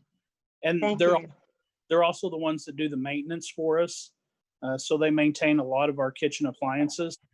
And as I said, this was something that developed a crack unexpectedly, and they were not able to repair that crack, so we had to purchase a new one. Right. The other question I had was a problem that we've ran into in the past, where a lot of the mattresses needed to be replaced. How's that going? Are you doing them just by sections, or how are you doing with the mattress replacement? We try to replace all of our mattresses out completely every 2 to 3 years. So we have a rotation that we go through. Right. We will replace per block, and that seems to be the best way for us to do it and keep track. So we'll replace sections at a time. Thank you. Mr. Kim? Yeah, so I'm looking at the detailed list of the expenses, and I know that it was mentioned, I think earlier, perhaps that or was suggested that the detail for the expenditures wasn't provided, but that actually is in the council packet. So just for the record, that specific information has been made available. But it looks like, other than the kettle, under the operational supplies, the majority of those expenses are COVID related. Now the kettle is obviously the big expense, but the rest are COVID related. So I assume that those will be reimbursable somehow through whether it's one grant or another. Those expenses will all come back to the county at some point, or be Yes. submitted. That Hopefully. And I think if we wouldn't have had the kettle expenditure, we would have done okay with our operational supplies. But like I say, that was just a big expenditure that we did not expect. Yeah, almost $19,000. Wow. And then on the maintenance, so there are things like listed in the maintenance list, like cell block doors and locking mechanisms, washer, laundry equipment repairs. Are those beyond what you normally would expect or would budget for? Is that what you're saying? Is that there was a disproportionate amount of equipment that needed maintenance this year versus what was budgeted for? Yeah, we've had 3 doors that we've had to repair, and they were about $1,100 a piece. Part of that was due to misuse by the inmates, and we are going after those inmates with both in-house disciplinary and through additional criminal charges through the court system. And we do get some reimbursement back from those when we can. Okay. And then the laundry equipment is just one of those things that happens, that the washer and dryer broke down. Yes. And, again, with the number of people that we have coming in, the number that we have going out, the number that we're just housing, we do laundry 7 days a week. And we generally will have 2 crews doing laundry throughout the day. Okay. Thank you. And I know that the kettle appears to be, kind of a big ticket item, and people may look at that and say, wow, what do we really need to be spending this kind of money on? But I fully support that. What I have seen is in our jail, we want our residents there to be able to pick up skills that they can learn, and they need to be training and learning on this type of equipment, because this gives them the skills that they can take outside of the jail and be productive and successful. And I just a few months ago, and you may remember this, Colonel Crow, I believe it was Councilmember McKim and I were at the jail. We kind of did a tour, and we were very fortunate to go up to the level where some of the residents there do the cooking. And they were so nice and generous, and allowed us to sample some of the culinary treats that they make there. And I had one of the most delicious chocolate coffee cakes that I've ever had. And so, this is for this type of equipment to be able to make those kind of products. I think these are just great skills that folks are learning there, and will be able to carry outside once they move on. So fully support that expense for sure. Did somebody else have another, Mr. Deckard? Yeah, I wanted to just focus on some of the operational supply areas, and just kind of reiterate this. I know for the public watching this, and this is in our packet, but this kettle is an $18,520 replacement, if I'm reading this correctly. And I know that when we look at that, similar, I think Marty was saying, and maybe a few of the others, it seems like, man, this must be an extraordinary kettle. I recall from my tour that this is a kettle that I'm a 6'4" person. I believe I might be able to hide in that kettle. And what I want to say about that is, just for folks watching, yeah, there might be alternatives, but to that size kettle, but the labor time associated with that, and having spent a little time in a kitchen, waiting tables, doing some other things, the safety of transference for the 3 meals plus that need to be done, there's a reason why that we get some use out of that kettle, and we have folks that need to eat and eat well. The other thing on the cleaning, on the supplies, you have cleaning supplies and antibacterial wipes, $1,879, hand sanitizers foam, $289, Lysol foam cleaner, $1,027, disposable surgical masks for inmates, $34.84, biohazard suits 922 along with the kettle, that gets us to 26,122. And I know that does seem like a lot, but here's what I'd say. Colonel Crow, you said a moment ago, we have not had a case, knock on wood, of COVID in that jail. And I can't say that about every other institution in the community. So whatever we're doing, I wouldn't break it right now. And I definitely think this cleaning supplies, the things that are needed, good heavens, I would not change the operation of how that engine works, because that is a testament where we're at. If we could keep that everywhere, my heavens, where would we be? So yeah, this is just kind of a breakdown of some of the costs that we do, and I think it's good for the public to be aware of what that takes to keep healthy individuals and my heavens, that kettle alone. Thank you. Thank you. Councilmember Munson. Yes, Commander Crow. I am not questioning the kettle. I think that has been cooked enough.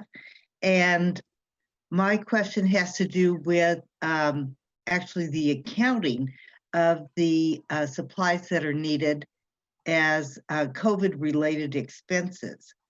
And I wonder if there shouldn't be a separation between your request for COVID-related expenses and your request for other things in order to facilitate reimbursement. Yeah, that's an answer. I can answer that for him. Good. When they make a purchase, or anyone, any department makes a purchase, they have to tag it as COVID. Okay. And then that is monitored and they track that in the auditor's office. So as long as the departments are following that protocol, they'll be fine. And those items will be reimbursed. Good. Thank you. You're welcome. Thank you. Okay. Yes, Michelle.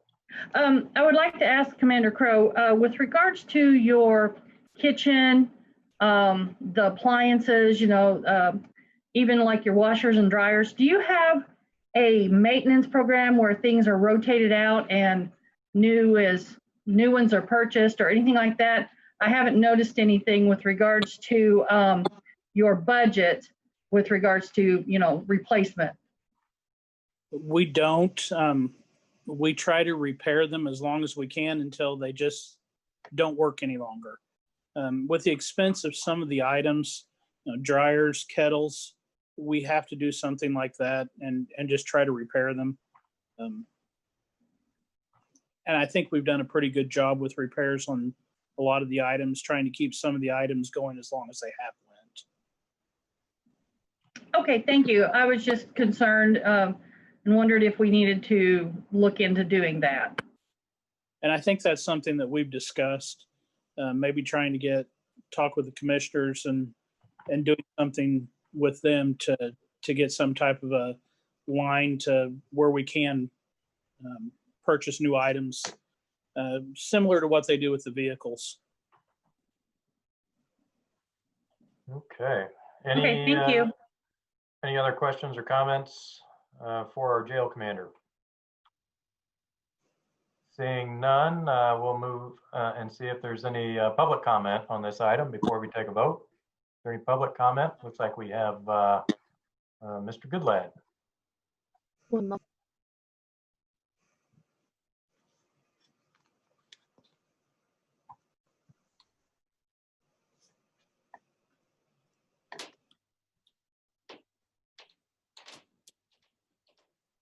Welcome back, Mr. Goodland. Yeah, glad to be back. So how I feel about this item, you could probably guess I don't really care for, you know, 18K plus for a kettle. I think that's wasteful, and you know, there's a lot of questions to ask. Now I'm actually down with expenses related to to COVID. So like any funding for cleaning supplies and stuff that, also knocking on wood, prevents any COVID, I'm good with. But like, but any funding that goes towards anything different, I think, we have to stop being wasteful with the budget, and we have to look into something different. So I don't really like, I think we need to look more into the 15K for the general maintenance. I don't know if all the maintenance is necessary. And I think we should get rid of we should look more into alternatives for the 18K for the kettle. And, whatever's needed for the COVID cleaning supplies, that's fine with me. So, I don't think we should vote on this entire item as it's proposed. I yield my time. Thanks. Okay, thank you for your comments, sir. And Janet Arthur is wanting to. Yeah, I'll keep it super short. Thank you for explaining everything. I actually, I agree with the kettle. I've worked in kitchens and that sounds super awesome. I'm glad they have it. But I've heard that the jail population is actually much lower right now because they release nonviolent offenders due to COVID. So I'm just sort of questioning why extra steps like that are needing to be funded if the population is actually much lower currently. And I yield my time. All right. Thank you for your comments. Any further public comment on the request from the jail? Seeing none, we will have a roll call vote, please.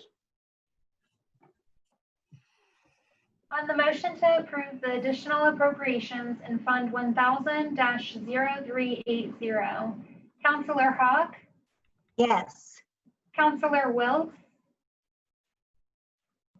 Can't hear you, Kate. Yes. Councilor Deckard? Yes. Councilor Spoonmore? Yes. Councilor Munson?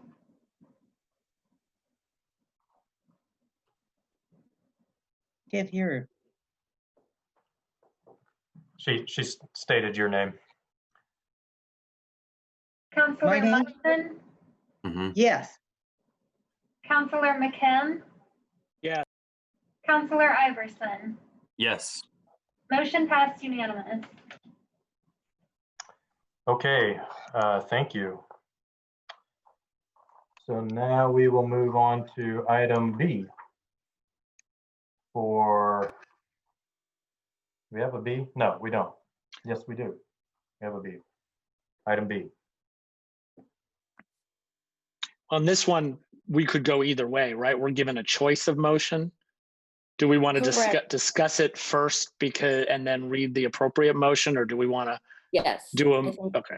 That's what I think we should probably do. So yeah, so the department submitted an additional appropriation of $59,220 to help replenish the part-time hourly amount in the misdemeanor fund. And in an effort to avoid additional appropriation, they've also submitted a fund-to-fund transfer from the general fund to the misdemeanor fund. So essentially, there are two options to address a single issue. And that issue is that more money is needed in the part-time line because they have more part-time people covering more hours than they have in the past. Because they have that, they have extra money in their overtime line. And so money could be just transferred from overtime to the part-time line. And I'm just explaining as a liaison, that's how it was explained to me, but Sam can probably fill you in better. Sam, or Colonel Crowe, do you have any additional commentary you'd like to give us? In the meantime, it looked like Ms. Hawk had a question. Right, I'm not looking at their budget now, but should we understand that there's no part-time line in their general fund budget? That is correct, I believe. I mean, why would we put it over into misdemeanor if we could just Go to fiscal, or yeah. That was my question exactly too. Yeah, why don't we just I don't create know why part-time and transfer from overtime to part-time? Right, right. I mean, why do this round? We shouldn't do it that way. This one or 2021? Yeah, 20, yeah, that one. Oh, sorry. So would that be the motion then? Well, can we hear from Colonel Crow first, Yep. just as to what the underlying issue is, and then we can figure out the mechanism? Can you hear me? Yep. Yes. We've had an issue with overtime for the past few years. I took your recommendations to heart as far as trying to use more part-time personnel, and we've been able to do that this year. I think we've changed the culture within the jail. We're not losing staff like we had in the past. All of my full-time positions are full. I, at one time, had 9 part-time people. That's down right now because they've waited so long to go to a full-time position, they've had to go to places. But by using our part-time staff, we haven't had to use the overtime that we've had to use in the past, which I think is a better so-called bang for your buck. But because we've had the number of part-time people, we've used those lines up a lot faster than we generally do. And we had the excess in overtime that we haven't used. So I thought it would just be a good show of us being stewards to the county, that we made the transfer from the overtime to the part-time so we could continue to use our part-time staffing to make up the hours that we're not able to accomplish with our full-time staff. Okay. Any follow-up questions or for Mr. Crow? Yes, Ms. Hawk. But we could accomplish the same thing by moving it within the general fund budget and just moving it down. Because you're going to take it out of the overtime and put it into part-time. So why don't we just take it from overtime in general fund and move it to part-time in the general fund and not confuse it in the misdemeanor fund? I mean, maybe there's a reason, I don't know.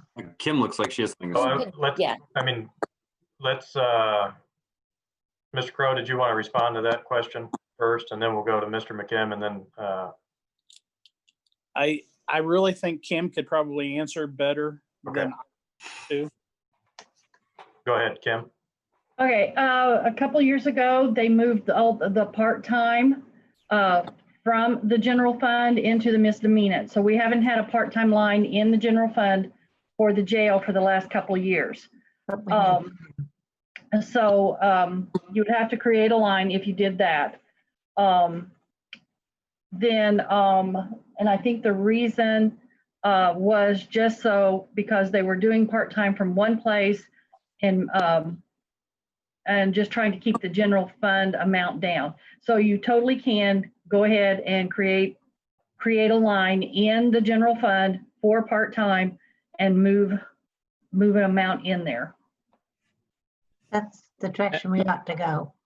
And I don't even think we'd have to move the money. I mean, literally, we can, but literally all we have to do is create the line. Correct. All you have to do is create the line. Yeah.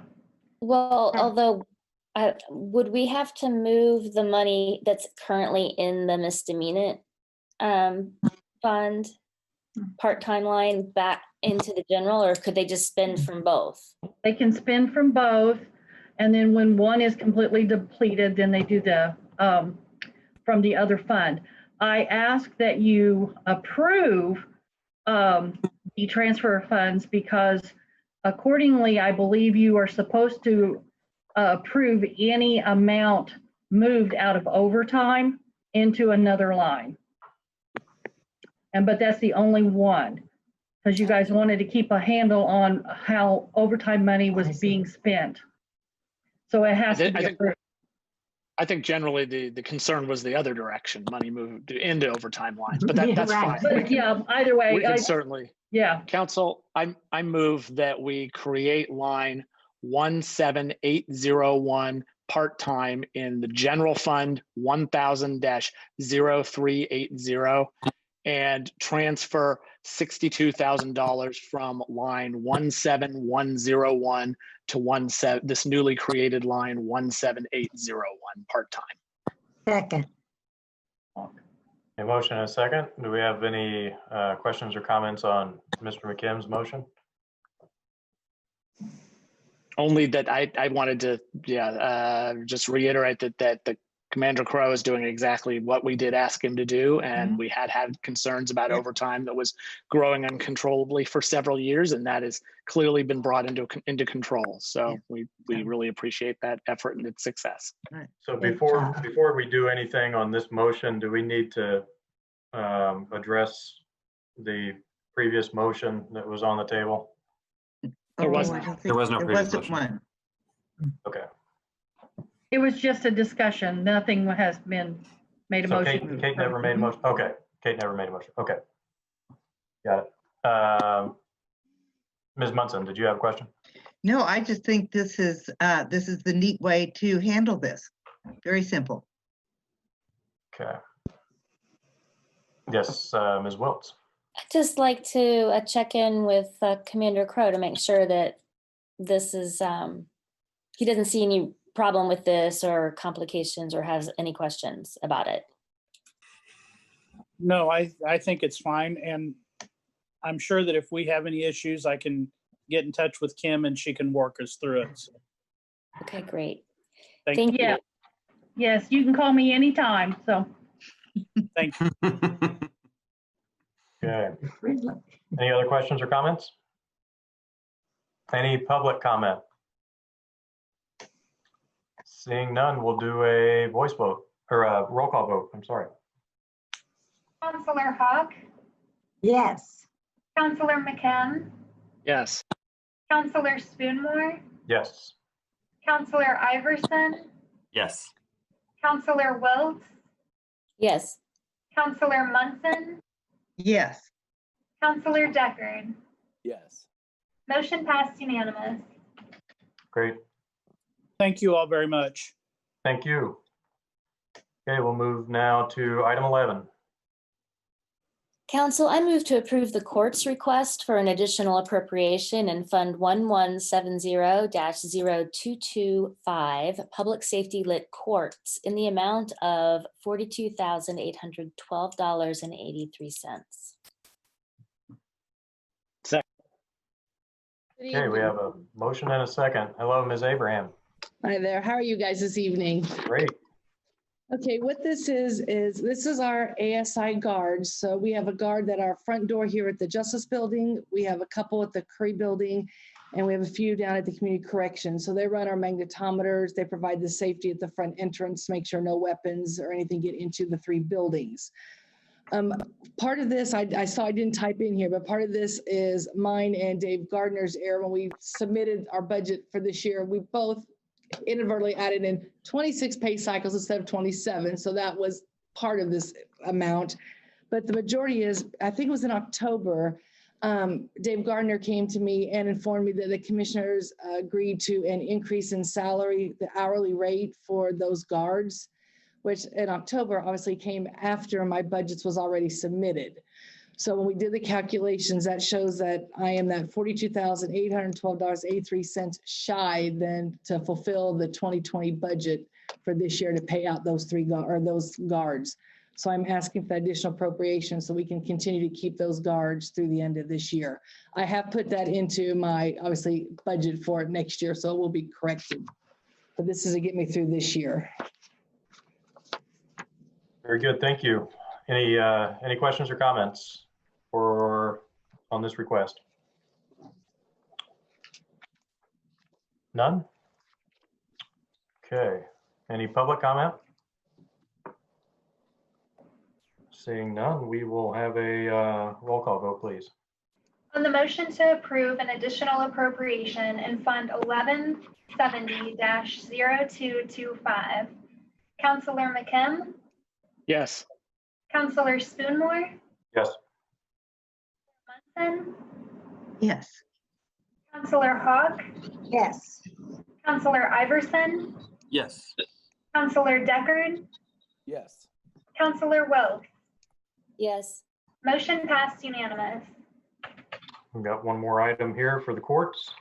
Council, I move to approve the court's request of an additional appropriation in Fund 8895-0000, Title 4D incentive in the amount of $2,579.38 in the personnel category.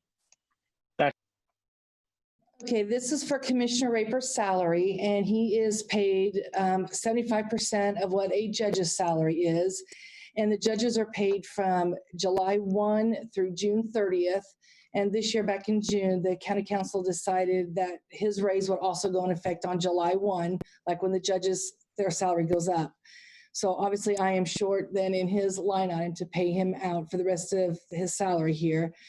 I have enough in county general that I can shift around, so I do not need any extra in that fund because he is paid 75% out of the county general and 25% out of the Title 4D.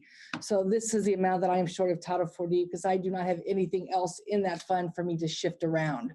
So I have no transferability in that fund. So that's the amount that I need, and then he will be able to be paid through the July 1st. Great, thank you. Any questions on this? Comments? Okay, any public comment before we vote? Seeing none, we'll do a roll call vote, please. On the motion to approve the additional appropriations in Fund 8895-0000, Councilor Munson, Yes. Councilor Deckard, Yes. Councilor Hawk, Yes. Councilor Spoonmore, Yes. Councilor Iverson, Yes. Councilor Wiltz, Yes. Councilor McKim. Yes. Motion passed unanimous. Thank you. Thank you. Okay, and next up we have our Youth Services Bureau, Mr. Malone. Council, I move to approve the Youth Services Bureau's request for additional appropriation in Fund 1114-0166, Lit Special Purpose YSB, in the amount of $2,306.14 in the services category. Second. And welcome, Mr. Malone. Thanks for joining us tonight.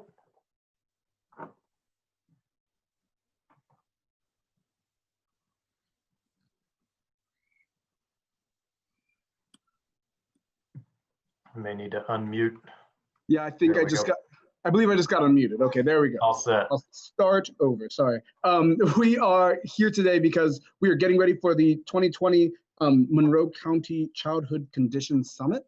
What we are trying to have appropriated today are the tickets that we sold for last year's summit. So we can use some of those funds for the services and the things that we're going to do for this year's summit, which is going to be entirely virtual.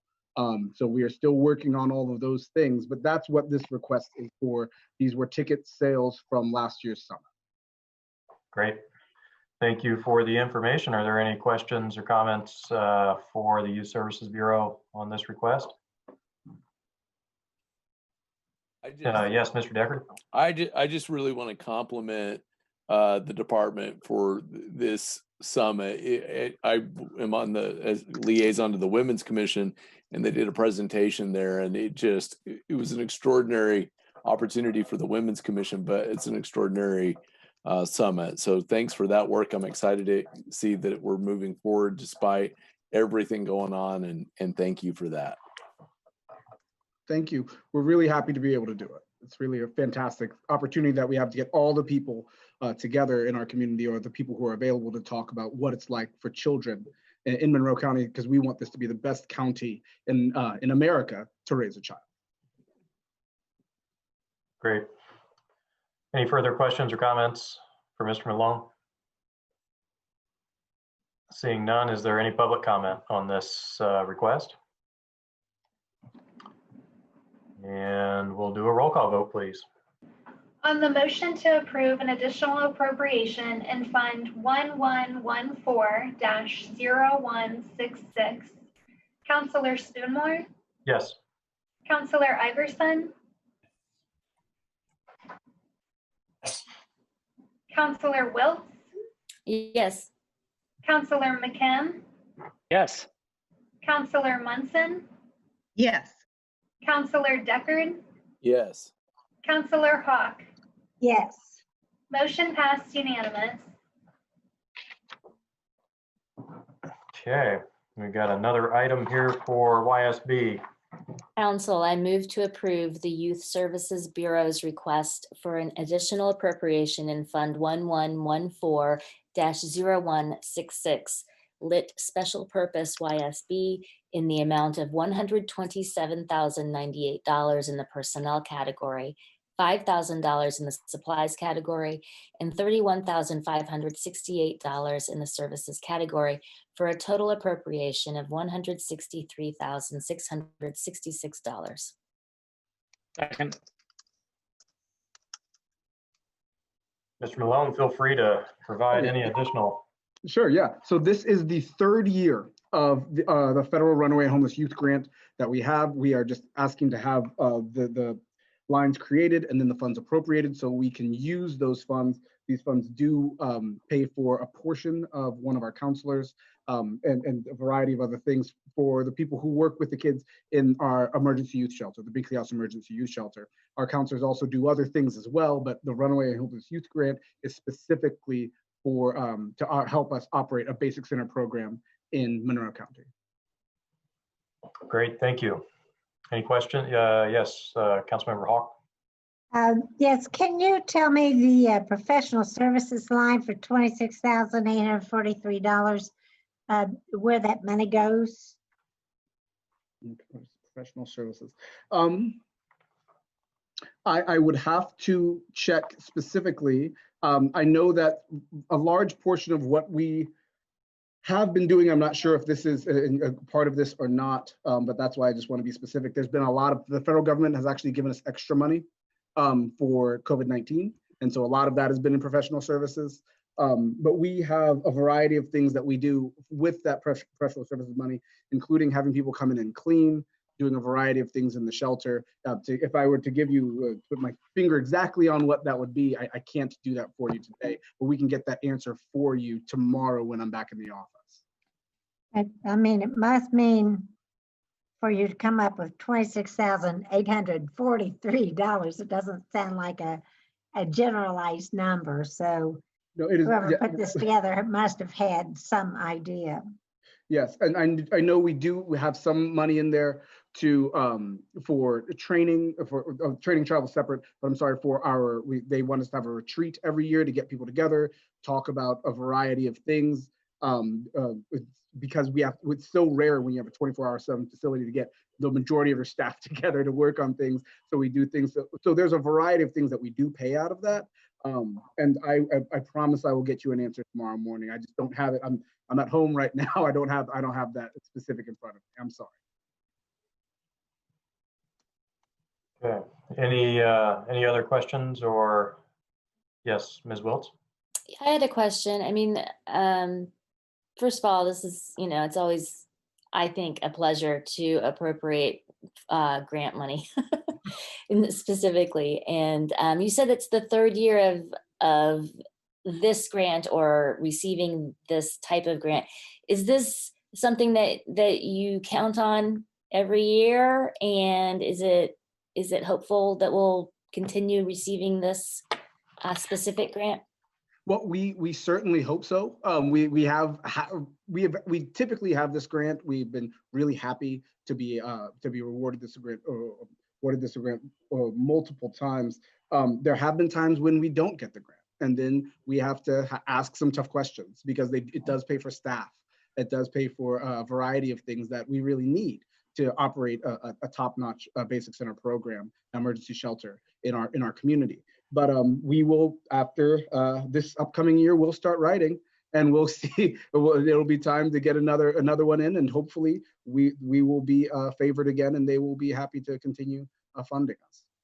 And is it a 3-year grant, or is It's it? 3 years, yeah. Okay. So we'll write, and then we get it for 3 years, and then we have to write again. So in the next, yeah. So in this spring, we will be begin the process when they send out all the new rules for writing. Thank you. Councilor McKim. I think Councilor Hawk had her hand first.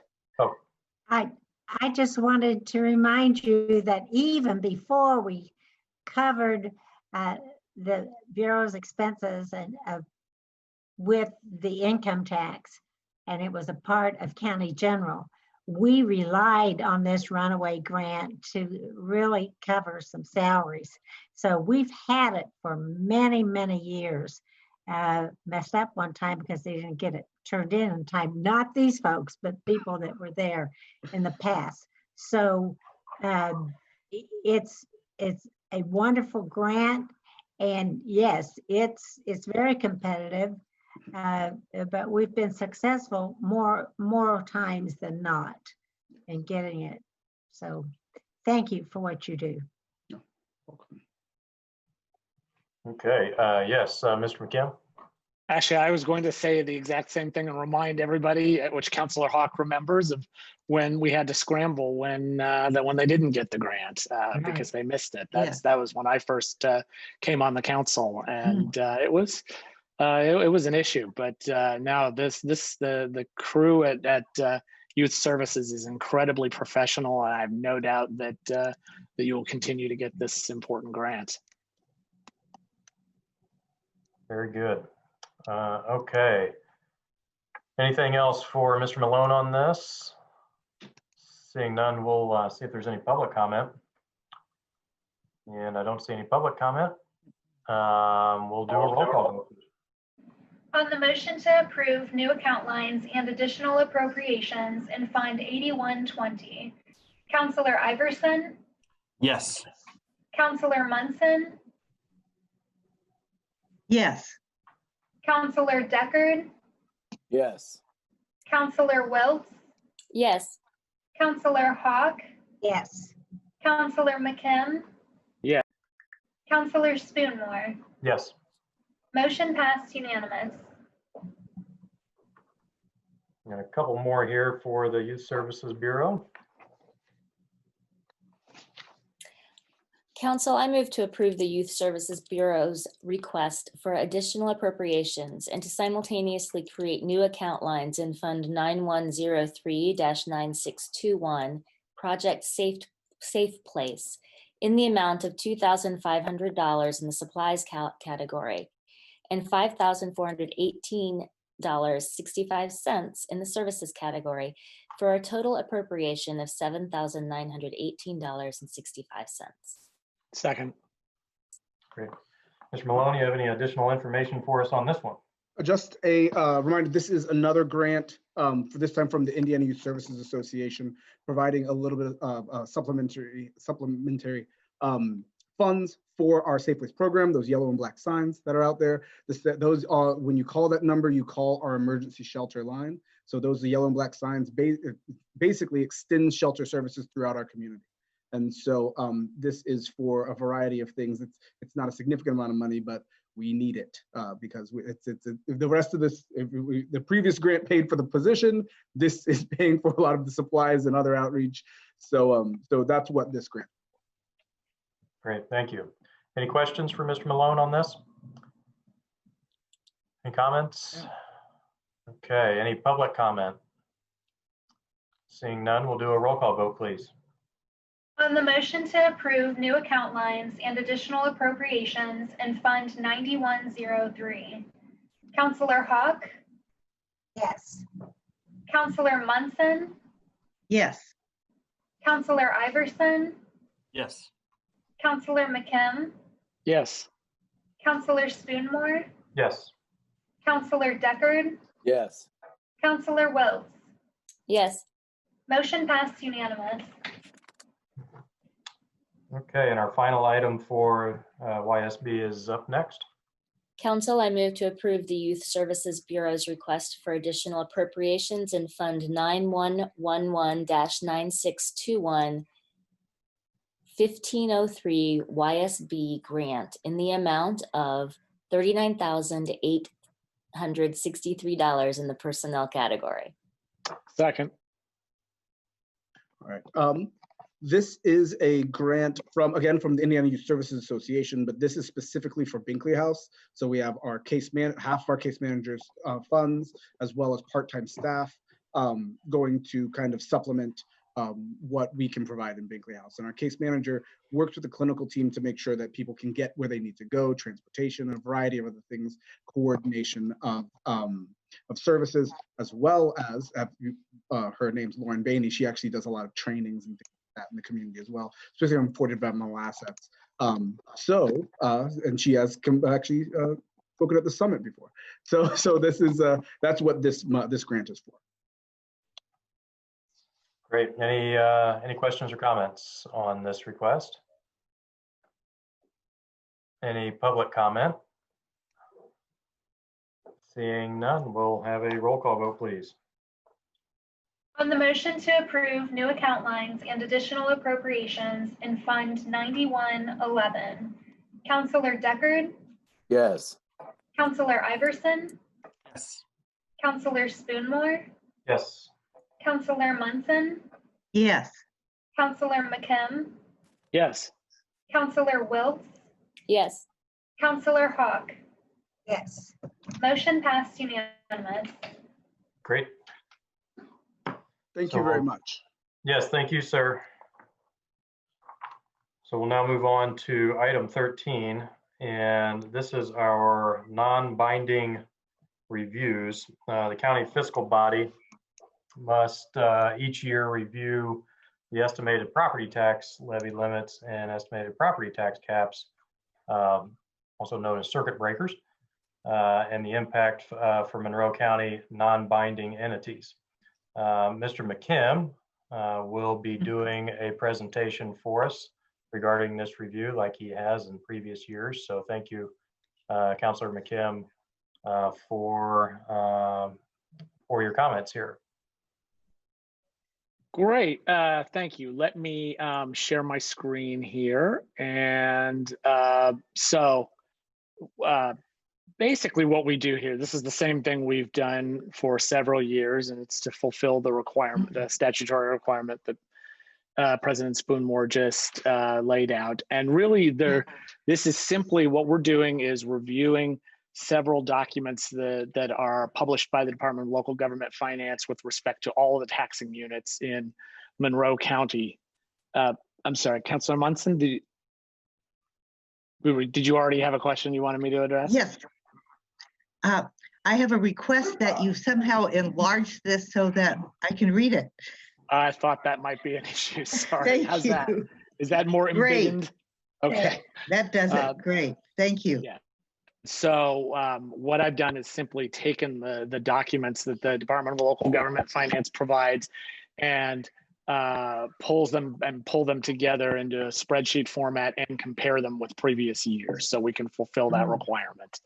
And then I believe we're required to allow any representatives from any of these units to make a statement if they wish. So the first document that we're reviewing here is simply the estimated tax cap or circuit breaker impacts for 2021. And so I've summarized them all here. Again, this is not my analysis. These are just numbers that the DLGF has released, and I've just summarized them on a sheet and compared them with the actual circuit breakers in 2020. Their estimates do seem to be getting better each year.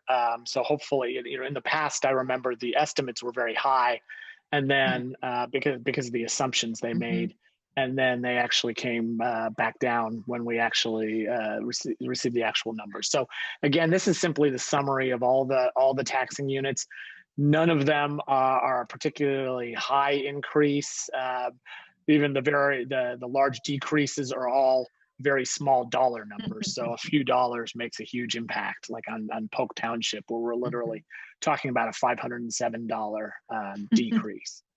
So really the city of Bloomington is estimated to have the highest impact in an increase in circuit breakers of $102,000. So again, this is just simply based on the estimates that the DLGF has done so far. I'll pause here and see if anybody has any comments or questions on this tab. There are 4 of them, by the way, 4 tabs. Okay. Second is the maximum levies.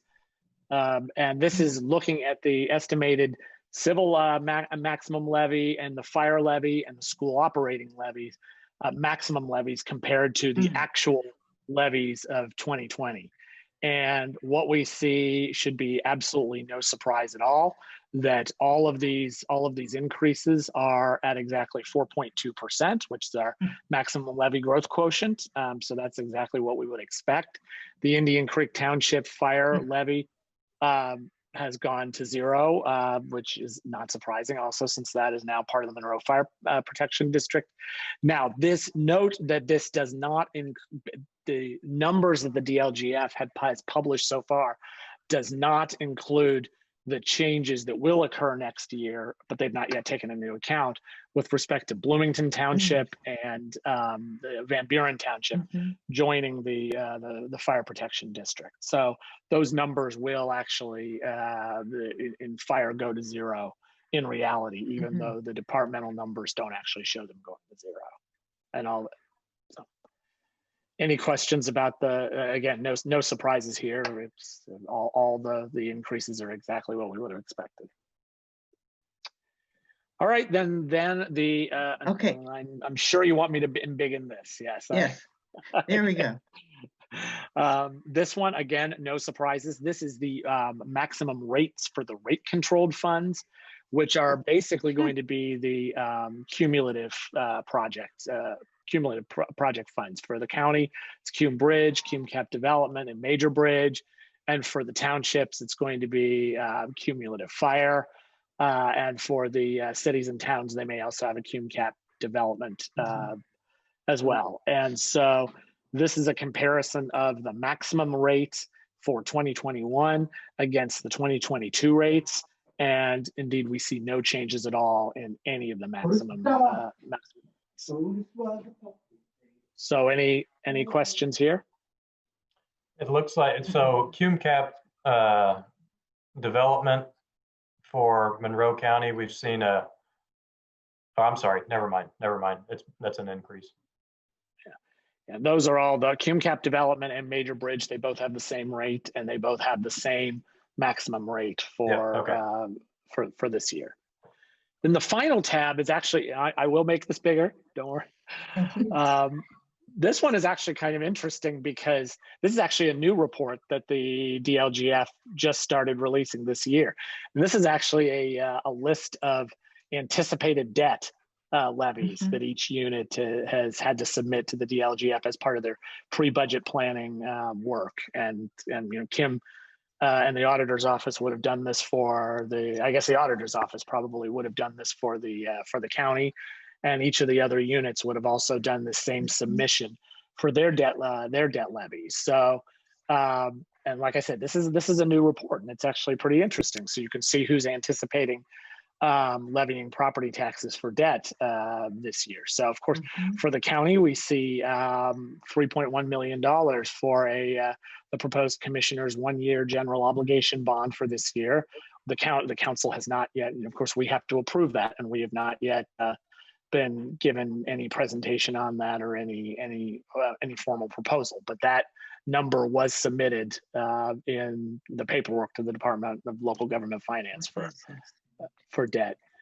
We have a couple of bonds that are paid off. Bloomington Township and Van Buren Township will both have paid off their fire equipment debt, so they won't see a levy next year or in 2021. We have generally all the rest of the debt is old debt. We do have the city of Bloomington reports 4 different debts: a 2016, two 2016 series, a 2009 series, and then the Parks Bicentennial bonds. I spelled multiple wrong.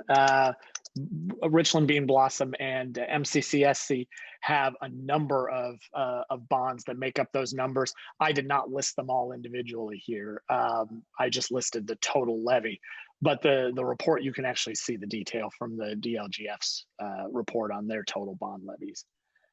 And I think all the rest, yeah. So all the rest of the debt we're already familiar with. So anybody have any comments or questions on this report? I think Councilor Hawk has a. Councilor Hawk. Yes, when I'm looking at the anticipated bond for the library, remember a couple of months ago, we were looking at the legislation change, talking about who the library would go to discuss these budgetary issues with. And I'm not sure we ever got a definitive answer on that. It was supposed to be having to do with who had the largest population. I think that's what it said for the library. It could have, it appeared, changed it from the library coming to the county to then going to the city for approval of a debt that would go on the entire county. So to me, that seemed way backwards from where we were trying to go. But do you have any idea, any updated information on that, Councilmember McKim? I do not, but I'm glad you brought that up again, because I remember that discussion, and I don't think that we ever got a definitive resolution on on whether that legislation changed the responsibility to the city. So yeah, I think I thank you for bringing that up. That's something that our legal staff need to research I would say quite quickly. Right, I sent that off to them quite some time ago, never got an answer. They might have got lost in the shuffle of a whole lot of things going on. So I thought we got an email update on all the wording, but was that just proposed? Oh, did we? Did we get a definitive statement that it's, so who was? Well, the way I read whatever I received, like I said, I don't know if it was just proposed or the way I read it was that it didn't change and we were still responsible. Let me see, I don't know if I'm. Well, I believe the library feels that. Yeah, I believe the council is still responsible, but let me double check that and get back to you guys tomorrow on that. Okay. I had a different question. Yeah, real quick, Mr. Deckard, and then we'll get to your question. And the library is asking for a certification of the fiscal body that they need to submit to the state. And so they need that by October 1st. And they are under the impression that it is the county council. Mr. Deckard, go ahead. This is probably a silly question, Jeff, but down under the Bloomington Civil City, that the one bond, the BMFC first mortgage that's in the amount of, I believe, $2,435. Theoretically, in a year, we would not see this on this list, correct? I believe that's true. You can actually look up the amortization schedule on Gateway for each of these bonds. And I did actually look up each of these, and I believe that one will be paid off, but we can verify by looking on Gateway. Sure. Thank you. You always think. I'm sorry, Ms. Hawk, did you have a? I was thinking that, and I didn't hear your response having to do with the library. You commented on it. They're needing a certification of the fiscal body that is. Oh, the library needs a clarification. Yeah, then due to the new legislation, they need to submit that to the state and have it certified which fiscal body is responsible. We received an email on June 19th from DLGF on this. And I think it had to do with how much their budget was, not how much their levy might increase or something like that. It was very convoluted. So yeah, I think we need to get something done, figured out. We'll get it sorted out quickly. Okay, well, so does anybody have any other questions or comments about? I did, about this. Your first, is this your first screen? Right. Yes.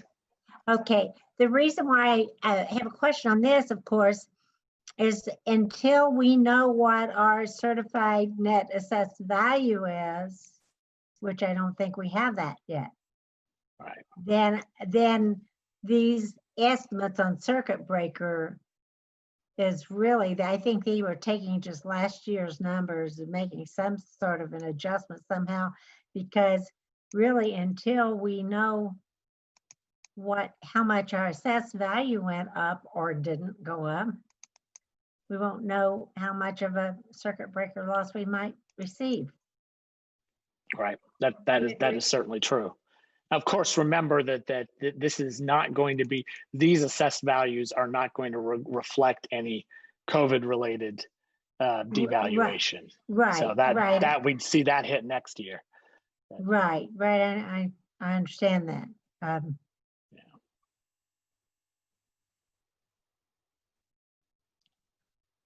Any other questions? I don't think we have, we're supposed to have that certified net assessed value into the state. I think the deadline was August 1, but when you go online, it looks as if maybe they don't have it yet.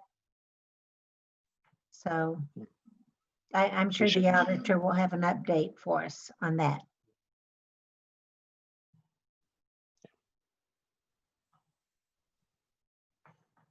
Okay. We can anyone else? Request that, yes. Anybody else have? This is really helpful to see in one spreadsheet. Thank you for doing this. Quite glad I saved it in the Dropbox as well. Yeah, thanks. Thank you. And so, Ms. Rice, do you see this as fulfilling our statutory requirement?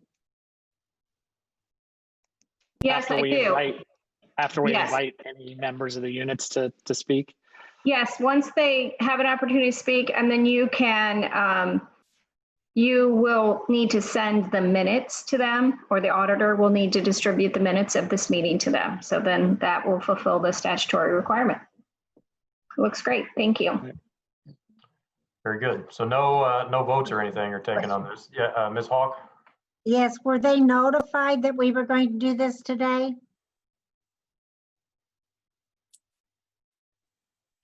I believe they were. I think Kim Shell has been in contact with them.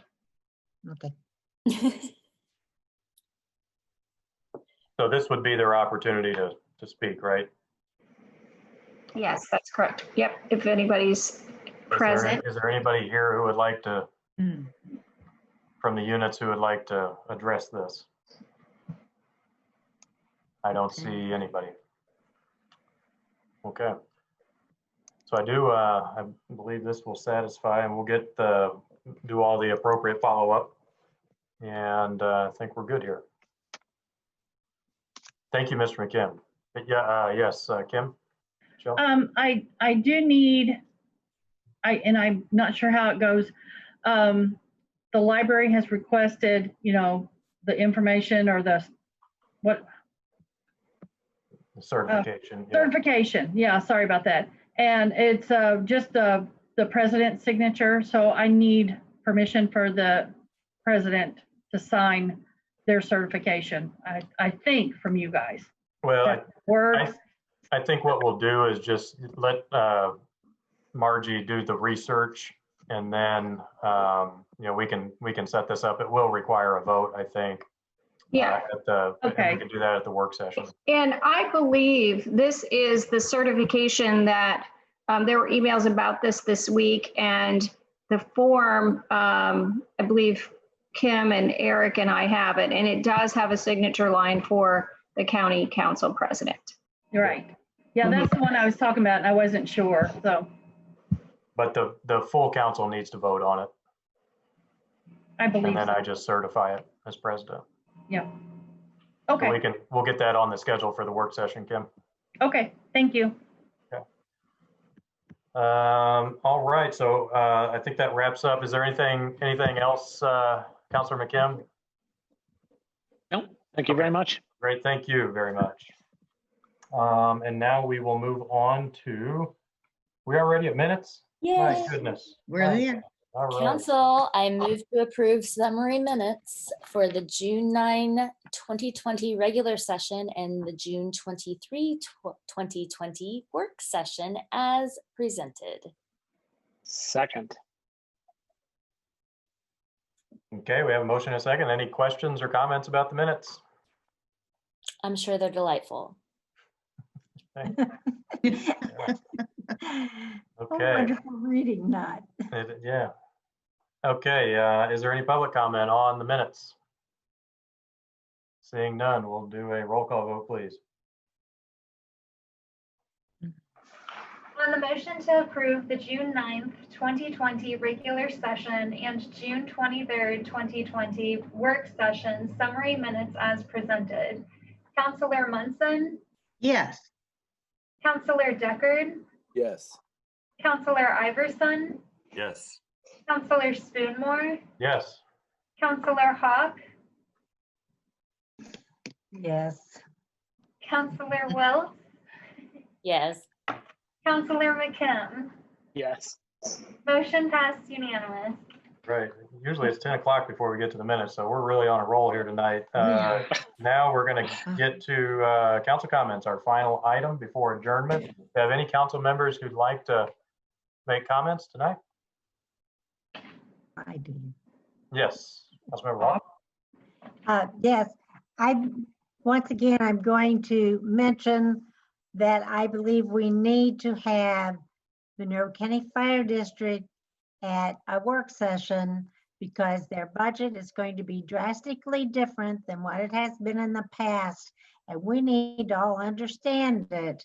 And before we go into the official budget work sessions, so that if we have questions, we can present it, have a chat with Dustin Dillard and with Lori, and they'll be able to get us information.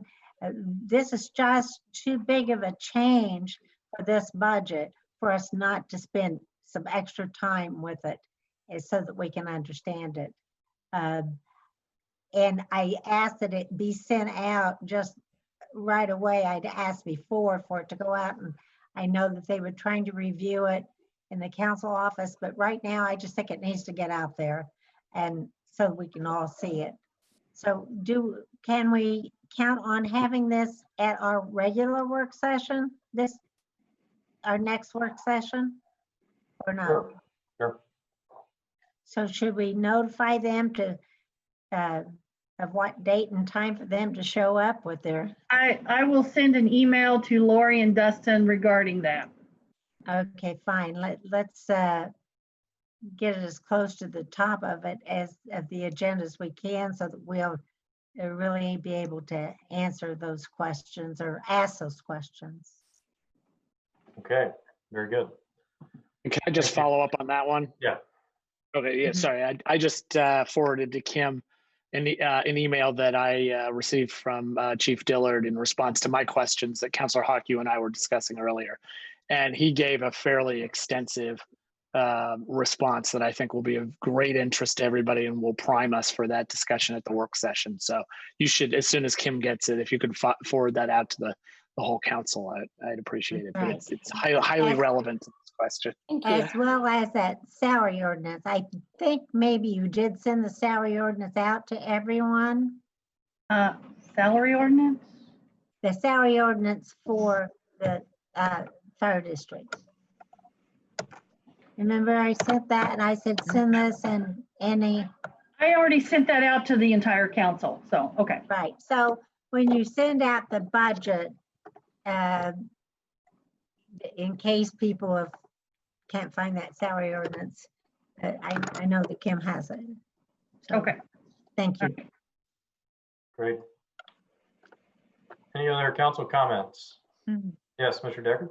This would just be a general comment. In this meeting, COVID-19 has been discussed a lot. Our community continues to go through a lot. That's nothing I'm not telling anybody either in this meeting or watching that they don't already know. I know that tomorrow we have students that will begin online learning in MCCSE, and then on Monday, August 17th, RBBCSE, they resume. And of course, IU Monday, August 24th. This is a lot. So the general comment that I would just make for anyone listening, folks watching out there, and just all of each other, this is a time when rhetoric flies pretty quick and we get heated and we get angry, and we have families going through a lot right now as they're literally trying to figure out everything they do. I would urge everyone in the community, whether at a workplace, online, virtual, in person, or employers, each other, families, neighbors that look like us, neighbors that don't look like us. Please be peaceful, gentle with each other, because there are folks that are suffering greatly. Our not-for-profits and business community are feeling it, and we as a community are going through this together. Words can be cheap and words can fly, but ultimately this is a difficult time. And so I feel for everybody that's going to go to bed tonight and get up tomorrow and figure that out, whether apps are downloading or not downloading. And little ones, I got a kindergartner, little ones are figuring it out. We are in this together as a community. Let's be gentle with each other. Let's get to the other side of this.